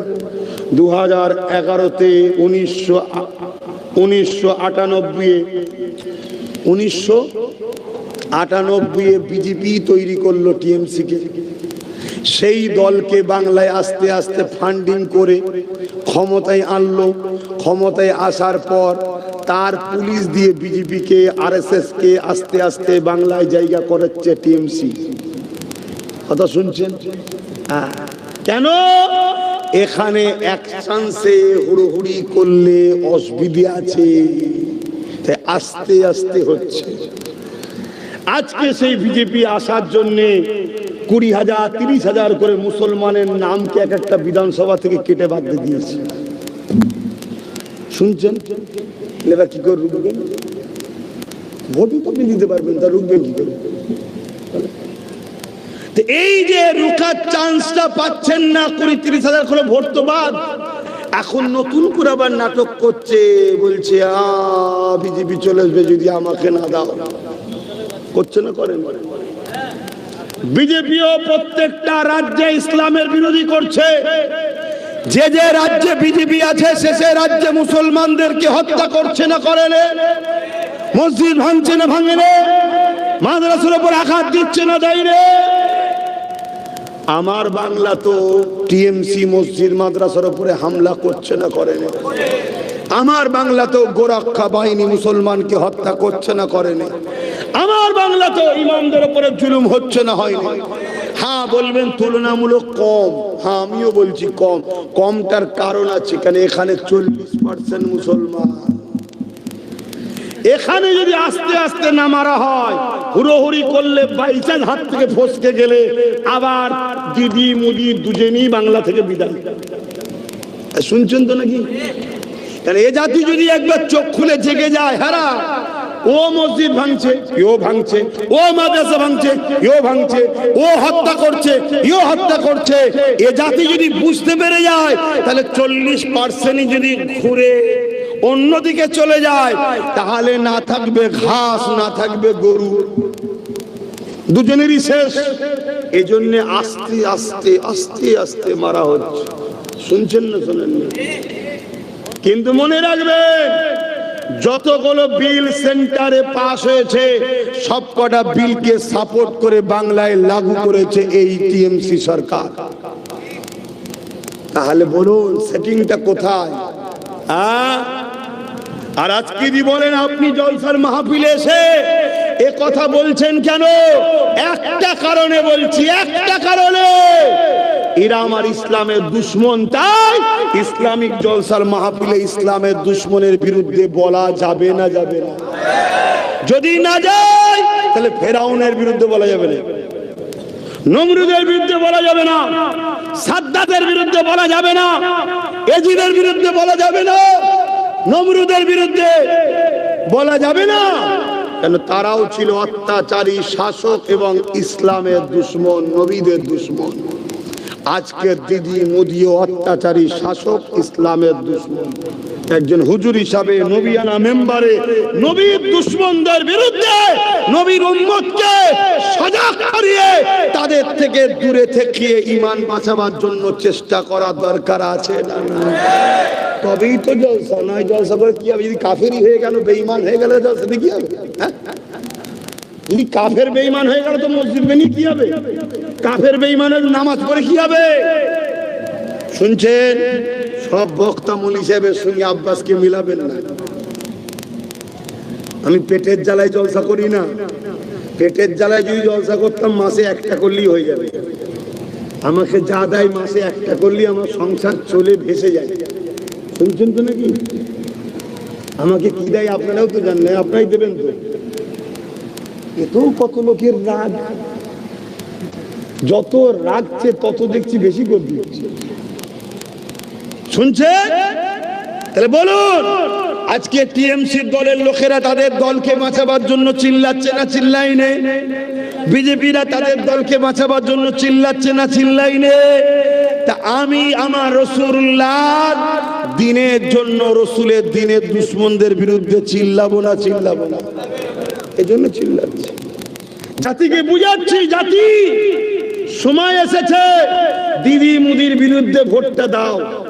কেন? এরা ইসলামের দুশ্মন, এরা ওয়াকাফের দুশ্মন, এরা কোরআনের দুশ্মন। এ কোরআনের সূরা তাওবার 5 নম্বর আয়াতে হিংসা ছড়াই বলছে বিজেপির 4 নেতা, আর মমতা বলছে কোরআনটাই শেষ হয়ে যাবে, আমার উন্নতি শেষ হবে না। এরা দুজন কোরআনের বিরুদ্ধে না বিরুদ্ধে নয়? তো সময় এসেছে, তাই জাতিকে বলছি, আল্লাহ তোমার যখন নামটা এখনো রেখেছে, ভোটটা দিবার সময় কোরআনের দুশ্মনদের বিরুদ্ধে দিও। কথা বলা কি হারাম হয়ে গেল? আর না এর পরে 30,000 কেটে নেবে। আমি 2020-তে বলেছিলাম না, 2022-এ বলেছিলাম যে আমার কথা শুনলি না, ভোটে দেখবি নাম নেই। শুনছেন তো নাকি? আবার আমার বাড়ির একজন বেরিয়েছে, সে আবার বলছে হিতা ক্যাম আছে, হুতা ক্যাম আছে, মালদাই ক্যাম, বাঁকুড়াই ক্যাম, হুতা ক্যাম। ওই বদমাইশ ক্যাম গুলো করলো কে? তুই যাকে মা বলছিস সেই তো করেছে। হ্যাঁ, ভাই আগে নয়, ইসলাম আগে। ভাই আগে নয়, আল্লাহ রসুল আগে। শুনছেন? তুমি কি মনে করছো কি আমাকে? অত সহজ নয়। তুমি এখনো বাকি আছে আব্বাস সিদ্দিকীকে চিনতে। যদি আমায় ভুল বোঝো আলাদা কথা। আমি আমার বাপ মাকেও চিনি না আল্লাহ রসুলের আগে, ভাই তো দূরের কথা। শুনছে? আজকে ভয় দেখাচ্ছে, কিন্তু ভয় দেখাতে গিয়ে যে নিজের কবর নিজে খুঁড়ছে হুঁশ নাই। বলছে এখানকার লোককে ওখানে রাখা হবে, ওখানকার আজকে ক্যাম্পগুলো করলো কি? রাজ্য সরকারই তো করেছে। তাহলে রাজ্য সরকার নাগরিকদের ঘরে যারা থাকবে না নিজে ক্যাম্পে ভরার জন্য সরকারের সহযোগিতা আছে না? না। তাহলে এদের দুজনই যদি না থাকে তাহলে সব সমস্যা সমাধান হয়ে যাবে। কথা বুঝে আসছে না? নাই? শোনো, মন দিয়ে শোনো। আজকে জানিনি, হায় হায় হায় হায় হায়, এমনও কথা বলে ফেলছে আগুনে ঝাঁপতে দেবে। কি বলছে? আগুনে ঝাঁপটা দেবে। লজ্জা করার কিছু নেই, লজ্জা করার কিছু নেই। কেন? সে ভালো ঘরের ছেলে ঠিকই, তার বাপ ভালো, তার মা ভালো, তার পরিবার ভালো, তার ভাইরা ভালো, সব ভালো, কিন্তু সে যে দলের নাম লিখে গেছে হলো ইসলামের দুশ্মনের দল। তুমি যদি একে দেখে নাক ছিটকাও যে বলা যাবে না, তাহলে এজিদের বিরোধী করছো কেন? এজিদ তো সাহাবীর বেটা, মুআবিয়া হুজুরের ছেলে ছিলেন। মুআবিয়া হুজুর ছিল সাহাবী। সাহাবীর ছেলে ঠিক, সাহাবীকে সম্মান করব। সাহাবীর জুতোর চোখে ধুলো, কি বলে, চোখে জুতোর ধুলো চোখে সুরমা বানাবো, কিন্তু মুআবিয়া হুজুরের বেটা এজিদ আমার ইমাম হোসাইনের বিরুদ্ধে গিয়েছিল, এজিদের গুণ গাইবো নাকি? সাহাবীর বেটা কি করা যাবে বাবা, বলা যাবে না, এরকম ব্যাপার নাকি? না, কেন? এজিদ ছিল আমার রাসূলুল্লাহর দ্বীনের দুশমন, এজিদ ছিল জালিম, এজিদ ছিল অত্যাচারী, এজিদ ছিল খুনি, এজিদ ছিল বদমাইশ। শুনছেন তো নাকি? হ্যাঁ, তাহলে বলো, মুআবিয়া হুজুরকে সম্মান করতে হবে। লাশ, তার বাপ, তার মা, তার ভাই, তার খানদানের উপর আমাদের সম্মান শ্রদ্ধা আছে, কিন্তু তুমি যে দলের নাম লিখিয়েছো ও দল তো আমার ওয়াকফের দুশমন, আমার মসজিদের দুশমন, আমার মাদ্রাসার দুশমন, আমার কবরস্থানের দুশমন, আমার ঈদগাহর দুশমন। তুমি ফোন করছো, বলে না ঘরের লোক যদি গাদ্দার হয় ক্ষতিটা বেশি হয়। তো ঘরের লোক তো সবার নম্বর জানে না, জানে না, একসাথে উঠা বসা করেছে না করেনি? ফোন করছে, হ্যালো তোকে 2 কোটি দেবো, চলে আয়। হ্যালো তোকে প্রধানটা করে দেবো, চলে আয়। হ্যালো তোকে বিডিও কি বলে সভাপতি করে দেবো, চলে আয়। তোকে সমিতিতে দেবো, চলে আয়। ফোন করছে, করে করে করে করে শয়তানের দিকে ডাকছে। তাই শুনছেন? তাহলে আমি চুপ করে গিয়ে দাঁতে খিলাল দিয়ে বসে থাকবো নাকি? কি বলছেন বলবেন তো, মসজিদ মাদ্রাসার পক্ষে বলবো না, তবে হ্যাঁ আল্লাহ যেন আমার ভাইকে হিদায়েত করে, এই দোয়াটাও চাই। বলুন আমিন। কেন? ভালো ঘরের ছেলে, সোহবতে খারাপ হয়ে গেছে, খারাপ জায়গায় পড়ে গিয়ে খারাপ হয়ে গেছে, আল্লাহ যেন তাকে হিদায়েত করে। বলুন আল্লাহুম্মা আমিন।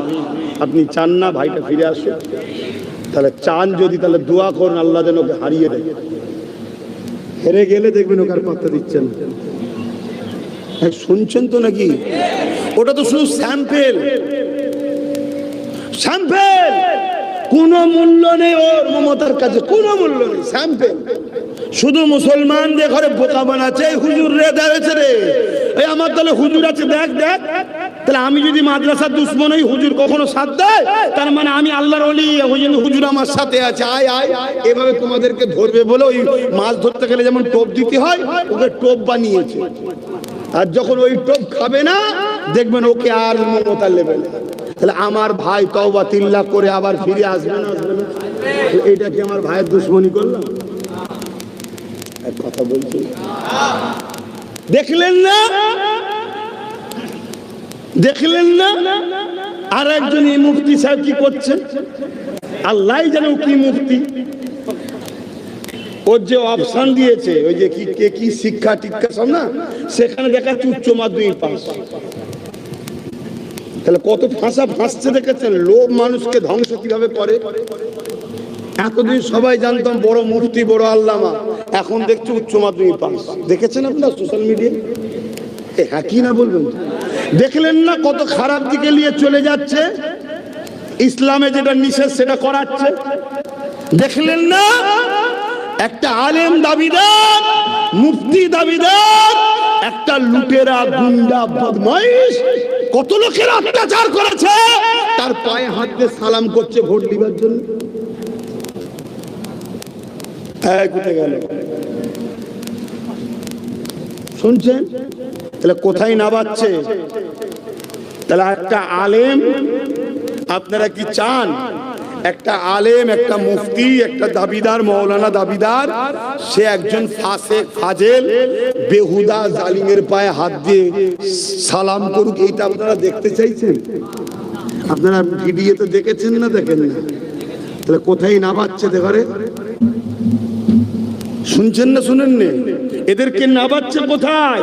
তাহলে ওই মৌলানা সাহেবেরও ফিরে আসা দরকার আছে না? না, ফিরে আসার জন্য সোজা রাস্তা হারিয়ে দিও। হেরে গেলে দেখবেন ওকেও নেবে না। কথা কিছু বুঝতে পারছেন? বন্ধ করে দিয়েছে। হেরে গেলে ওকেও নেবে না। তো যাক, আমি এই যে গুটি কত কথা বললাম, আপনারা কি হাত দিয়ে বলুন, আপনাদের কি আমার উপরে কষ্ট হলো? আর একটু হ্যাঁ কি না বলবেন? হাত তুলে সাক্ষী দেন যে আমার পক্ষে তো নাকি ঠিক বলেছি তো নাকি? কষ্ট নিলেন না তো? আল্লাহ নবী সাহাবী হযরত আবু বকর সিদ্দিকীর কানে শোনেন, খবর এসে গেল মুসাইলামাতুল কাজ্জাব নামে এক ব্যক্তি মিথ্যা নবী দাবি করেছে। হযরত আবু বকর সিদ্দিক সাহাবা হুজুর দিয়াকে ডাক দিলে, এ বাবা সাহাবারা, মুসাইলামাতুল কাজ্জাব একদিকে যেমন কোরআনের আয়াতের বিরোধী করেছে, অপর দিকে আমার রাসূলুল্লাহর খাতমে নবুয়াতের বিরোধী করেছে। মুহাব্বত কাকে বলে একটু মন দিয়ে শোনে। শুধু বলবেন নবীকে ভালোবাসি, আর ঝান্ডা ধরে বেড়াবেন নবীর দিনের দুশমনদের। নবীকে ভালোবাসি বলবে, আর ভোট দিবার সময় নবীর দুশমনদেরকে শক্তিশালী করবে। এই গাদ্দারির শাস্তি আল্লাহ দেবে আপনাদের। কোরআনের সূরা বাকারার মধ্যে আল্লাহ জানাচ্ছে, আমাকে আমার হাবিবকে ছেড়ে দিয়ে যাদেরকে তোমরা প্রাধান্য দেবে, যাদেরকে তোমরা বেশি আপন করে নেবে, আমি আল্লাহ তার হাতেই তোমাদেরকে মিটাবো। শুনছেন তো নাকি? হ্যাঁ। তাহলে আমরা যদি আল্লাহ ও রসুলের থেকে বাপ মাকে বেশি প্রাধান্য দিই, বাপ মার হাতেই আল্লাহ আমাদেরকে মিটিয়ে দেবে। আর কোন বাপ মা যদি আল্লাহ রসুলের থেকে ছেলেকে বেশি প্রাধান্য দেয়, ছেলে এমন বিষাক্ত করবে বাপ মাকে উঠতে বসতে পিটবে। সমাজে হচ্ছে নয় না? তার বাড়ির খবর দেখবেন ছেলে অন্যায় করে, মা বাপ রুখত না, এখন তার রিয়াকশন আসছে। শুনছেন? ঠিক তেমনই কোন বিষয়ে আল্লাহ রসুলের বিরুদ্ধে যেটা যাবে, সেই জায়গায় যদি আল্লাহ রসুলের পক্ষে না দাঁড়ায়, বিরুদ্ধে যদি চলে যায়, যার জন্য যাব তার হাতে আল্লাহ আমাদের মিটাবে। একটা উদাহরণ দেবো, দেখুন দিনের মতো প্রমাণ পাবেন। দেবো। আজ এই যে সিএ করে নাম বাদ গেল, আমাদের 93 লক্ষ লোকের ডিলিট হয়ে গেল। আচ্ছা, এসআইআর করে, আচ্ছা এই নামটা বাদ আমাদের দিল কে? শুধু বিজেপি না টিএমসির হাত আছে? একটু বলুন। বিজেপি হলো প্রথম শত্রু, সে আমাদেরকে বাদ দিতে চায় ঢুকার জন্য। যেমন বিহারে বাদ দিল, ঢুকলো, আবার নাম তুলে দিল। মানে ওর কাজ হচ্ছে ঢুকবো, তারপরে ভোটটা দিতে দিলে হবে না, ভোটটা দিতে দেবো না, আমি চলে আসবো, আবার নাম তুলে দেবো। বিহারে করেছে, শুনছেন? তাহলে আজকে এই বাংলায় বিজেপি ঢুকতে চাইছে, কিন্তু বারবার লাঠি খাচ্ছে। ওই জন্য এক একটা বিধানসভা থেকে 40,000 35,000 করে নাম বাদ দিয়ে দিয়েছে। এটা বিজেপির এজেন্ডা। কিন্তু এই এজেন্ডাকে বাংলায় বাস্তবায়ন করার জন্য মমতার টিএমসির হাত আছে না? না। 90,000 অফিসার দিয়েছে, 250 কোটি টাকা খরচ করেছে, ঠিক তো? তাহলে দেখুন কোরআনের কথা কত সুন্দর মিলল। আমাকে ও আমার হাবিবকে ছেড়ে দিয়ে যাকে প্রাধান্য দিবি তার হাতে আমি আল্লাহ তোকে মিটাবো। আল্লাহ রসুলকে যদি প্রাধান্য দিতাম, তাহলে আজকে বলুন, যখন ওই বদমাইশ মেয়ের বিরুদ্ধে আন্দোলন করছিলাম, যখন বলেছিল দিল্লি চলে যাও ট্রেন ধরে, তখনই এর বিরোধী আমরা করতাম, করিনি। আরে আমি করেছি তো কি হয়েছে? আপনি করেন না, আপনি করেছেন তো কি হয়েছে? আমি করিনি। শাস্তি তো দুই ধরনের লোককে পেতে হয়। এক ধরনের লোক অন্যায় করার জন্য শাস্তি পায়, আর এক ধরনের লোক অন্যায়কারীর সঙ্গে থাকার জন্য শাস্তি পায়। পায় না? হ্যাঁ। তা দ্বিতীয় নম্বর কথা, যখন বলেছিল কোরআন শেষ হয়ে যাবে, এর বিরুদ্ধে আলেম ওলামারা প্রতিবাদ করেছিল। তার সাথে আমরা মিশি না? তাহলে আমরাও আসামি। তাহলে আজকে দেখুন আমাদের নাম বাদ চলে গেল। যাকে আপন করেছি তার হাত দিয়ে দেখুন আল্লাহ আমাদেরকে মিটাচ্ছে। এখনো সময় আছে, এখনো সময় আছে। বোঝার যদি হয় বুঝুন, আর বলবো না থাকবে কি গো মুরব্বী আব্বা জানেরা, আর বলবো না থাকবে থাক। আজান দিয়েছে, নামাজ পড়তে হবে। চলেন একটু সালাম দিয়ে নি। এ নবী সালাম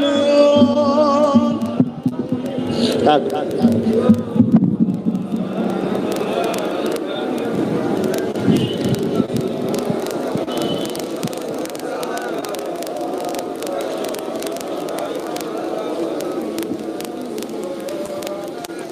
طلع البدر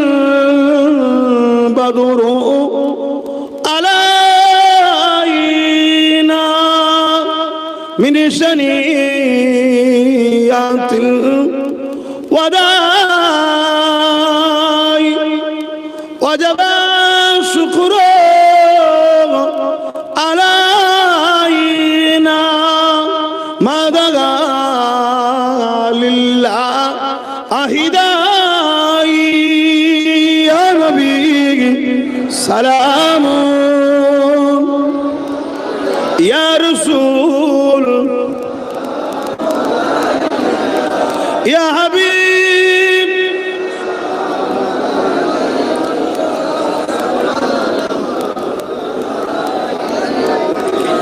পড়িলো আল্লাহ আরো বাণী, পোহালো দুঃখে রজনী, হইল জগৎ অনুরানী, আমিনার নয়নের মনি, নবী সালাম ইয়া রাসূল সালাম ইয়া হাবিব সালাওয়াতুল্লাহ।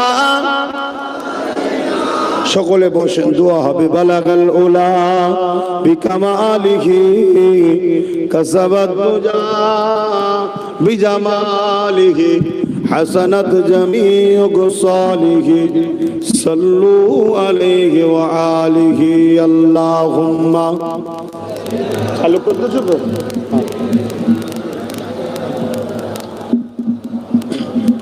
ওয়ালা আলি।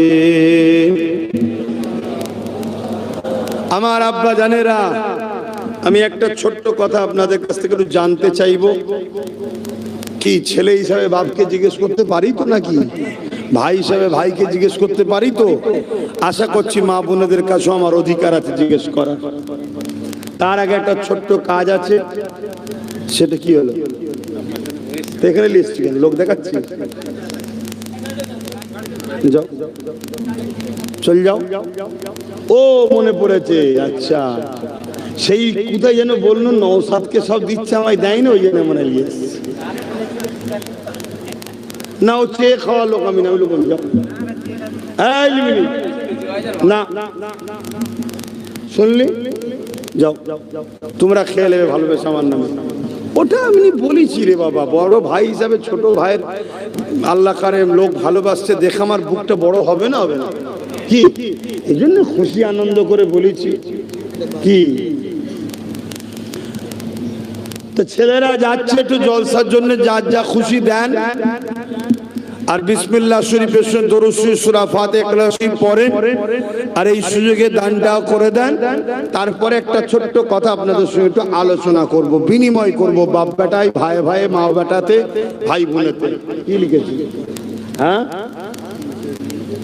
আচ্ছা ঠিক আছে, পানি আছে তো? হ্যাঁ খুলে দিন। ওই কোথায় গেল কমিটি ছেলে? তাতে যাও, তাতে যাও, দেখো দেন, পকেটে হাত দেন, যার যা খুশি দেন। নেই মুরব্বী নেই তো দেবেন তো, হয় নাকি? দেন কিছু কিছু দেবেন তো, এই দেবেন তো, পকেটে হাত দেন, কিছু কিছু করে দেন। চুপি থেকে না বয়স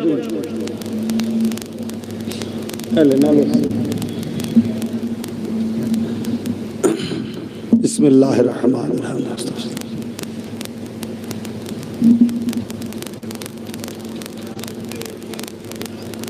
মাথা যন্ত্রণা করছে গরমে। এই গরমে বাচ্চাদেরকে সাবধানে রাখবেন। ঘাম গা হলে পানি খাওয়াবেন না, ঘাম গায়ে গোসল করাবেন না, ভালো করে মুছে তারপর। আর ঘাম গায়ে পাকাত করালে চলে যাবেন না, আগে ঘামটা মুছবেন তারপর নিয়ে যাবেন। মেনটেন করুন, ছোট ছোট বাচ্চা ক্ষতি হবে। আসেন দোয়া হবে, তার আগে আমি একটা ছোট্ট আলোচনা করছি। আচ্ছা ভাই, দুটো নেতা, কটা নেতা? দুটো। একজন আমার কোরআনের বিরুদ্ধে, ওয়াকাফের বিরুদ্ধে, মসজিদ মাদ্রাসার বিরুদ্ধে, আর একজন কোরআনের দুশ্মনের বিরুদ্ধে কেসও করছে, ওয়াকাফকে বাঁচাবার জন্য লড়ছে। শুনছেন? আমি একজন পীরজাদা হিসাবে, ধর্মগুরু হিসাবে আমি কোরআনের দুশ্মনের পক্ষে দাঁড়াবো না যে ওয়াকাফকে বাঁচাতে চাইছে তার পক্ষে দাঁড়াবো? ভাই একটু আওয়াজ দিয়ে বলুন। ধরুন এক নম্বর নেতা, নাম্বার ওয়ান, যে ওয়াকাফের দুশ্মন, মসজিদ মাদ্রাসার দুশ্মন, কোরআনের দুশ্মন, কোরআন মিটে যাওয়ার বিশ্বাস রাখে। শুনছেন? আর একজন হলো দু নম্বর, সে হচ্ছে ওয়াকাফকে বাঁচাবার জন্য সুপ্রিম কোর্টে কেস চালাচ্ছে, ওয়াকাফকে বাঁচাবার জন্য রাস্তায় আন্দোলন করতে গিয়ে জেল খেটেছে, আবার এই কোরআনের বিরুদ্ধে যখন বলেছিল এর বিরুদ্ধেও কেস করেছে। তো বলুন, আমি একজন ইমানদার হিসাবে এই এক নম্বর যে ওয়াকাফের দুশ্মন তার পক্ষে থাকবো না যে দু নম্বর তার পক্ষে থাকবো? আপনাদের যদি বলা হয় তাহলে আপনারা কি এক নম্বরের পক্ষে থাকবেন না দু নম্বরে? দুটো আঙুল তুলে দেখাবেন যারা দু নম্বরে, যারা এক নম্বরে থাকতে চান একটা আঙুল তুলবেন, লম্বা করে তুলুন। ক নম্বরে থাকবেন? হাত তুলুন। আপনি তুলবেন না? ঠিক বলছেন? তুলুন, হাত তুলুন। যদি কি এক নম্বর চান এক নম্বরে বলুন, হাত নামান। এই দু নম্বরটা হলো আমার ভাই নওশাদ সিদ্দিকী। আজকে সে সুপ্রিম কোর্টে মামলা চালাচ্ছে ওয়াকাফকে বাঁচাবে বলে। ওয়াকাফের আন্দোলন করতে গিয়ে জেল খাটলো, 42 দিন পর্যন্ত তাকে মানুষের জন্য কথা বলার জন্য আবার জেল খাটতে হলো। আজকে এই বদমাইশের বিরুদ্ধে, এই যে কোরআনে ভুল আছে হিংসা ছড়াচ্ছে বলছে, কি বলেন না, 4 পাস বিজেপির নেতাটা, তার বিরুদ্ধেও কেস করলো। কথা বুঝে আসছে? আজকে সেই নওশাদের পাশে আমার দাঁড়ানো দরকার আছে না নাই? আমি তার পাশে আছি, আপনারা তার পাশে নাই? তার পাশে কারা আছেন একটু হাত তুলে সাক্ষী দেন, হাত তুলে সাক্ষী দেন। তার পাশে আছেন? আলহামদুলিল্লাহ। এই যে কথাটা প্রচার করলাম, এটা কি অন্যায় করে ফেললাম না? স্বাভাবিক, স্বাভাবিক যে আমার কোরআনের দুশ্মন হবে তার বিরুদ্ধে যেমন থাকার প্রচার করব, যে আমার কোরআনের পক্ষে হবে তার পক্ষে থাকার কথাও বলবো। হ্যাঁ, আমার সামনে দুটো লোক আছে, একজনের ধর্মে সূত্রে মুসলমান আর একজন ধর্মসূত্রে হিন্দু, কিন্তু দুজনই ভারতীয়। যে মুসলিম দাবিদার সে কোরআনের দুশ্মনের সাথ দিচ্ছে, আর যে অমুসলিম হিন্দু দাবিদার সে কোরআনের বিরুদ্ধেও যায় না আর কোরআনের পক্ষও নাই। সে তার ধর্ম নিয়ে থাকে, কোরআনের বিরুদ্ধেও কথা বলে না। দেশে বাঁচতে গিয়ে মানুষ হিসাবে মানুষের সাথ দিবার জন্য আমি অমুসলিমটা সাথ দেবো, কিন্তু এই নামধারী মুনাফিক মুসলমানটা সাথ দেবো না যে কোরআনের দুশ্মনী করছে। কথা মাথায় ঢুকছে? হ্যাঁ, হিন্দুরা আমাদের ভাই বোন, আদিবাসীরাও আমাদের ভাই বোন, যত মানুষ আছে সবাই বাপ আদম মা হওয়ার সন্তান, সবাই ভাই বোন। আমার লড়াই হিন্দুদের বিরুদ্ধে নয়, আমার লড়াই আদিবাসী সাঁওতাল বাগদি দলিত মুচি কারো বিরুদ্ধে, কোন ধর্মের বিরুদ্ধে নয়। আমার লড়াই যারা আমার ইসলামের বিরুদ্ধে তাদের বিরুদ্ধে, আমার লড়াই জুলুমের বিরুদ্ধে, আমার লড়াই হিংসার বিরুদ্ধে, আমার লড়াই সন্ত্রাস জঙ্গিবাদ, আমার দেশের গাদ্দার যারা তাদের বিরুদ্ধে আমাদের লড়াই। কথা শুনছেন না শোনেন? তাহলে সেই জায়গায় তুমি মুসলিম ঘরের সন্তান দাবিদার, কিন্তু তোমার আখলাক, তোমার কথাতে তোমার দেখা যাচ্ছে তুমি কোরআনের দুশ্মনের পক্ষে, তার মানে তুমি মুসলিম সেজে মুনাফিক। কোরআন বলছে প্রকাশ্য অমুসলিম যে হবে তার থেকেও অতি বেশি জাহান্নামের কঠিন আযাবে যাবে মুনাফিক যে মুসলিম সুরাতে কিন্তু তার আখলাক কাজ হলো ইসলামের বিরুদ্ধে। আমি বুঝাতে পেরেছি? এই জায়গায় দাঁড়িয়ে থেকে আমি আমার জাতিকে কেন এই কথাগুলো বললাম, এর পিছনে হাদিস দুটো বলবো, বলে দোয়া করে দেবো। দুটো হাদিস বলবো, দোয়া করে দেবো। প্রথম নম্বর হাদিস মুসলিম শরীফের। আল্লাহ নবী বললেন তোমার ঈমান আছে না নাই বুঝবে কি করে? ঈমানের লক্ষণ কি? আল্লাহ নবী বলছেন কোন মুসলমানের মধ্যে তিনটে লক্ষণের মধ্যে একটা লক্ষণ যদি পাওয়া যায় তার মানে ওই মুসলমানের মধ্যে ঈমান আছে। কিরকম? আল্লাহ নবী বলছেন যুবকরা মন দিয়ে শোনো, প্যান্ট শার্ট পরা, দাড়ি চাচা, গান শুনেছো, মেলায় গেছো, ফাংশনে গেছো, এখনো কেউ তোমাকে কাফের বেঈমান বলতে পারবে না, গুনাহগার। শুনছো? কাল তওবা করার সুযোগ আছে, পরিবর্তন হবে, নামাজি হবে, দাড়িওয়ালা হবে, হাজি হবে, আল্লাহ চাইলে জান্নাতে যাবে। জোরে বলুন সুবহানাল্লাহ। কিন্তু ইসলাম, কোরআন, রাসূল, আল্লাহর বিরুদ্ধে যদি যাও বেঈমান কাফের হতে হবে। শুনছেন? দুঃখের বিষয় বললাম ৭৩ দলও মুফতি আছে। ৭৩ দলে কি আছে? মুফতি আছে।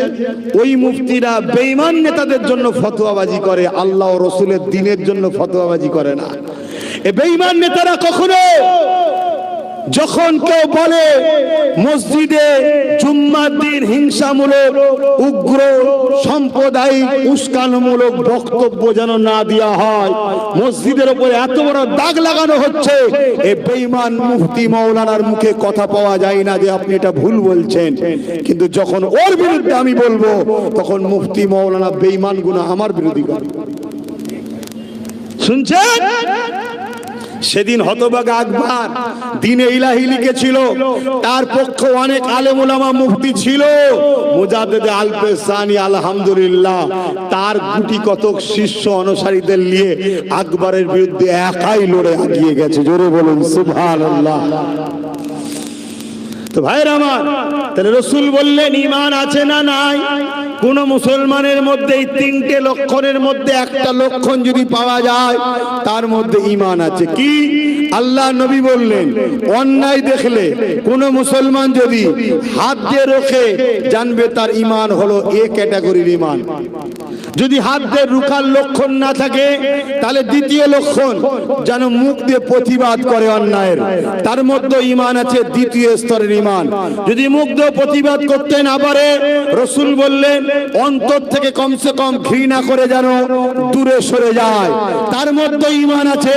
কিন্তু রাসূল বললেন এটা খুবই দুর্বল কিন্তু ঈমান আছে।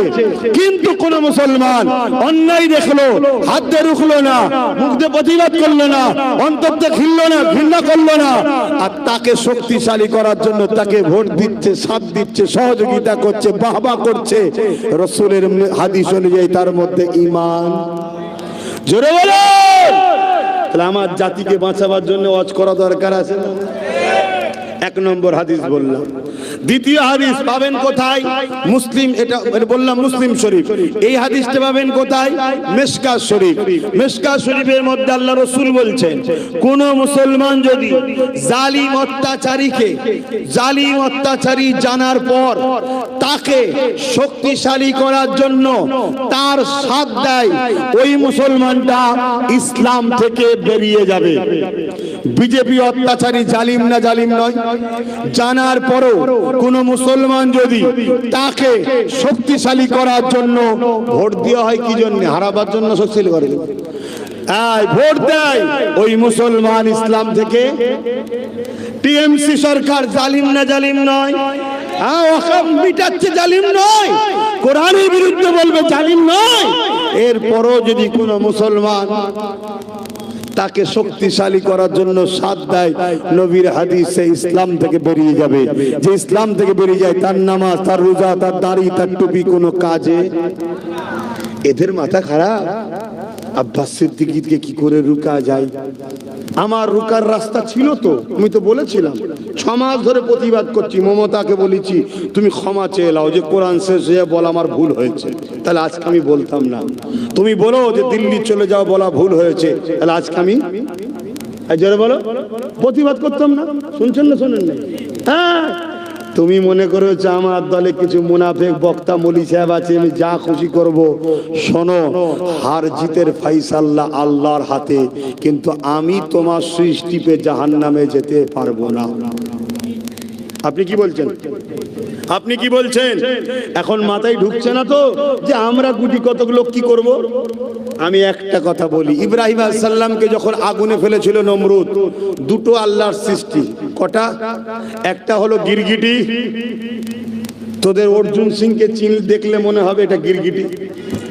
অর্জুন সিং কখন কোন দলে থাকে কোনো ঠিক নেই, মানে গিরগিটির মতো রং পাল্টায়, কখনো গেরুয়ায়, কখনো জোড়া ফুলে, কখনো পদ্ম ফুলে, কখনো জোড়া ফুলে, কখনো পদ্ম ফুলে। এই যে অর্জুন সিংকে চিনিস নি? অনেক শয়তান, চেনেন না? চেনেন না? হ্যাঁ, তো সেই জায়গায় ওই যে লাপালাপি করছে, তা গিরগিটি সে ফু দিচ্ছিল আগুনে যাতে ইব্রাহিম নবীর আগুন ধরে। আচ্ছা, গিরগিটির ফুঁয়েতে কি আগুন বাড়বে? আর আজনাই বলে একটা সৃষ্টি, সে চোঁচে করে পানি লেছে আগুনে দিচ্ছে। আজনাই 2-4 ফোঁটা পানিতে কি আগুন বন্ধ হবে? কিন্তু আজনাই প্রমাণ দিল আমি ইব্রাহিম নবীর সাথে, আর গিরগিটি প্রমাণ দিল আমি ইব্রাহিম নবীর বিরুদ্ধে।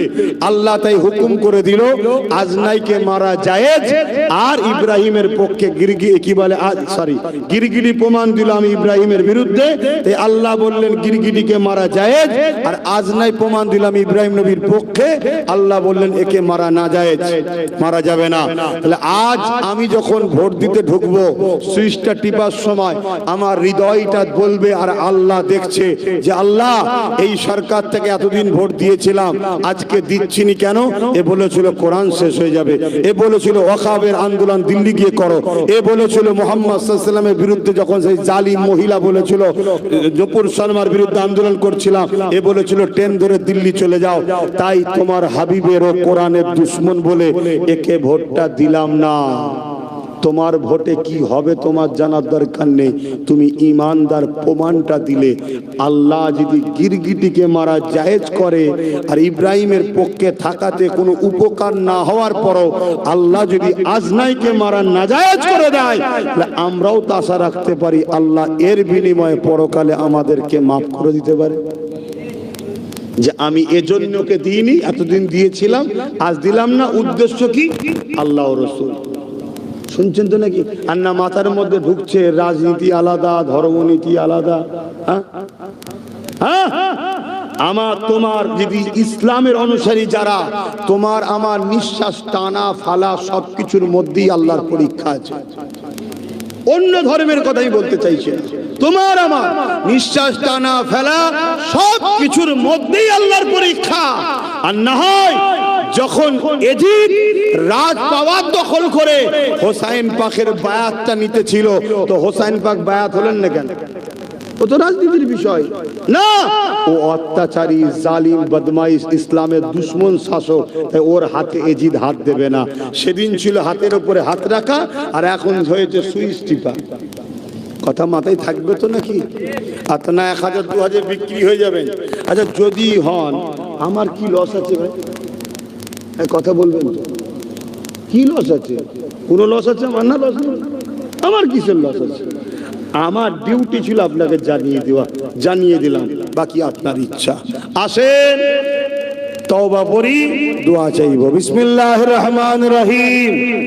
আল্লাহ তাআলা আমি জানা অজানা ইচ্ছা ও ইচ্ছা সকল গুনাহ হইতে তওবা করিতেছি। আস্তাগফিরুল্লাহ রাব্বি মিন কুল্লি যামবি ওয়া আতুবু ইলাইহি। আশহাদু আল্লা ইলাহা ইল্লাল্লাহু ওয়াহদাহু লা শারীকা লাহু ওয়া আশহাদু আন্না মুহাম্মাদান আবদুহু ওয়া রাসূলুহু। লা ইলাহা ইল্লাল্লাহ মুহাম্মদ রাসূলুল্লাহ সাল্লাল্লাহু আলাইহি সাল্লাম। 5 ওয়াক্ত নামাজ পড়বেন, একবার রোজা রাখবেন, মালদাররা যাকাত দেবেন, হজ করবেন, বড়দের সম্মান, ছোটদের স্নেহ করবেন, দেশটা আমাদের ভালোবাসবেন, যারা দেশদ্রোহী তাদের থেকে দূরে থাকবেন। আসুন শেষ কথা, 2002-এ যাদের বাপ বা মায়ের বা দাদু দাদির নাম আছে, যদি এমন কোনো ব্যক্তির নাম ডিলিট হয়ে যায়, আমি তাকে বলে যাচ্ছি, যদি ভরসা রাখেন টেনশন করে জীবন দিয়ে ফেলবেন না, আপনার নাম ঘাড়কে তুলতে হবে। শুনছেন শুনছেন? নামের আগাম শেখ, পরে শেখ, এদিক ওদিক ভুল হয়েছে, এরও সমস্যা সমাধান করতেই হবে। কেন? ওগুলো ওরা করেছে, আমরা করিনি। কিন্তু প্ল্যান মাফিক এই নামটাকে বাদ রাখা হয়েছে বিজেপিকে ঢুকাবার জন্যে। কথা মাথায় ঢুকানো হলো। আর এর পিছনে সব থেকে বড় অবদান যদি কারো থাকে, সেটা রাজ্য সরকারের। কেন? নির্বাচন কমিশনার থেকে টেনে বিচারপতির হাতে তুলে দিল। যদি নির্বাচন কমিশনের হাতে থাকতো, তাহলে নির্বাচন কমিশনার ঘেরাও করে বলতাম আগে ভোটার তারপরে ভোট। তার হাত থেকে টেনে কোর্টে চলে গেল, আর কোর্ট তার মতো বলে দিয়েছে যা হবে ভোটের পরে হবে। এখন তুমি নির্বাচন কমিশনার কিছু বলতে পারবে? কিভাবে আমাদেরকে বোকা বানাচ্ছে, কিন্তু আমরা বুঝছি না কেন। ওই যে 1000 টাকা, 500 টাকা দেখছেন না, আবার যুবকদের 1500 গুটকা খাবার দেখছেন না। লোভে লোভে অন্ধকার হয়ে গেছে, লোভে পাপ, পাপে মৃত্যু, যুবক বোঝ বোঝ। ভাই আমার, তাই যেসব ভাইরা বিগত দিন এই সরকারের সাথ দিয়েছিলেন, তাদেরকেও বলবো তওবা করেন, পরিবর্তন হন, আল্লাহ দিনের স্বার্থে, ঐক্যের স্বার্থে, বাচ্চাদের ভবিষ্যতের স্বার্থে ঐক্যবদ্ধ হন। আপনারা খবর রাখেন কি জানি না, ওবিসি বলে একটা মুসলমানদের সংরক্ষণ আছে, জানেন? তার 12টা রাজ্য সরকার বেজ্জি 13টা করে দিয়েছে। আর কোনো মুসলমানের ছেলে পড়াশোনা করে চাকরি পাবে না, মুসলমানের ছেলে ভালো ভালো জায়গায় আর পড়াশোনার চান্স পাবে না। আর আগামী দিনে বুথ লেভেলে যে ওবিসি কোটায় মুসলমান দাঁড়াতো না, ওই জায়গায় আর দাঁড়াতেও পারবে না। তার 12টা বেঁচে দিয়েছে মমতা ব্যানার্জি। এই খবরও তো রাখো না, এই রাখো না বলেই তো আমায় গাল দাও। আর যদি রাখতে, তাহলে তুমি বুঝতে পারতে যে আব্বাস সিদ্দিকী তার প্রাণ প্রিয় ভাইটাকে তোমাদের জন্য 42 দিন জেল খাটিয়েছে, তোমাদের জন্য না পিছি নাই, আমার মতো দেশে জলসা করতো, আরাম আয়েসে শুয়ে থাকতে পারতো। যাক, এরপরও আল্লাহ খুশির জন্য বললাম, দিনের দায়ী হিসাবে বললাম, মানার হয় মানবে, না মানার হয় না মানবে। আল্লাহুম্মা আমিন। আয় আল্লাহ, হাবিবের খাতিরে যা কিছু বলালেন বললাম, বলার মধ্যে ভুল ভ্রান্তি হলে মাফ করে দিন, রহমত করে মেহেরবানি করে কিছু সওয়াব দেন, আমার নূর নবীদের সওয়াব খানা পৌঁছে দিন। হুজুর আব্বা জান, আম্মা জান, পরিবার, সাহাবা, সাহাবিয়া, 4 পিরানে পীর, 4 ইমাম হুজুর রূপকে সওয়াব পৌঁছে দিন। তামাম নবী, সিদ্দিক, সুহাদা, সালিহিন, আরিফ বিল্লাহ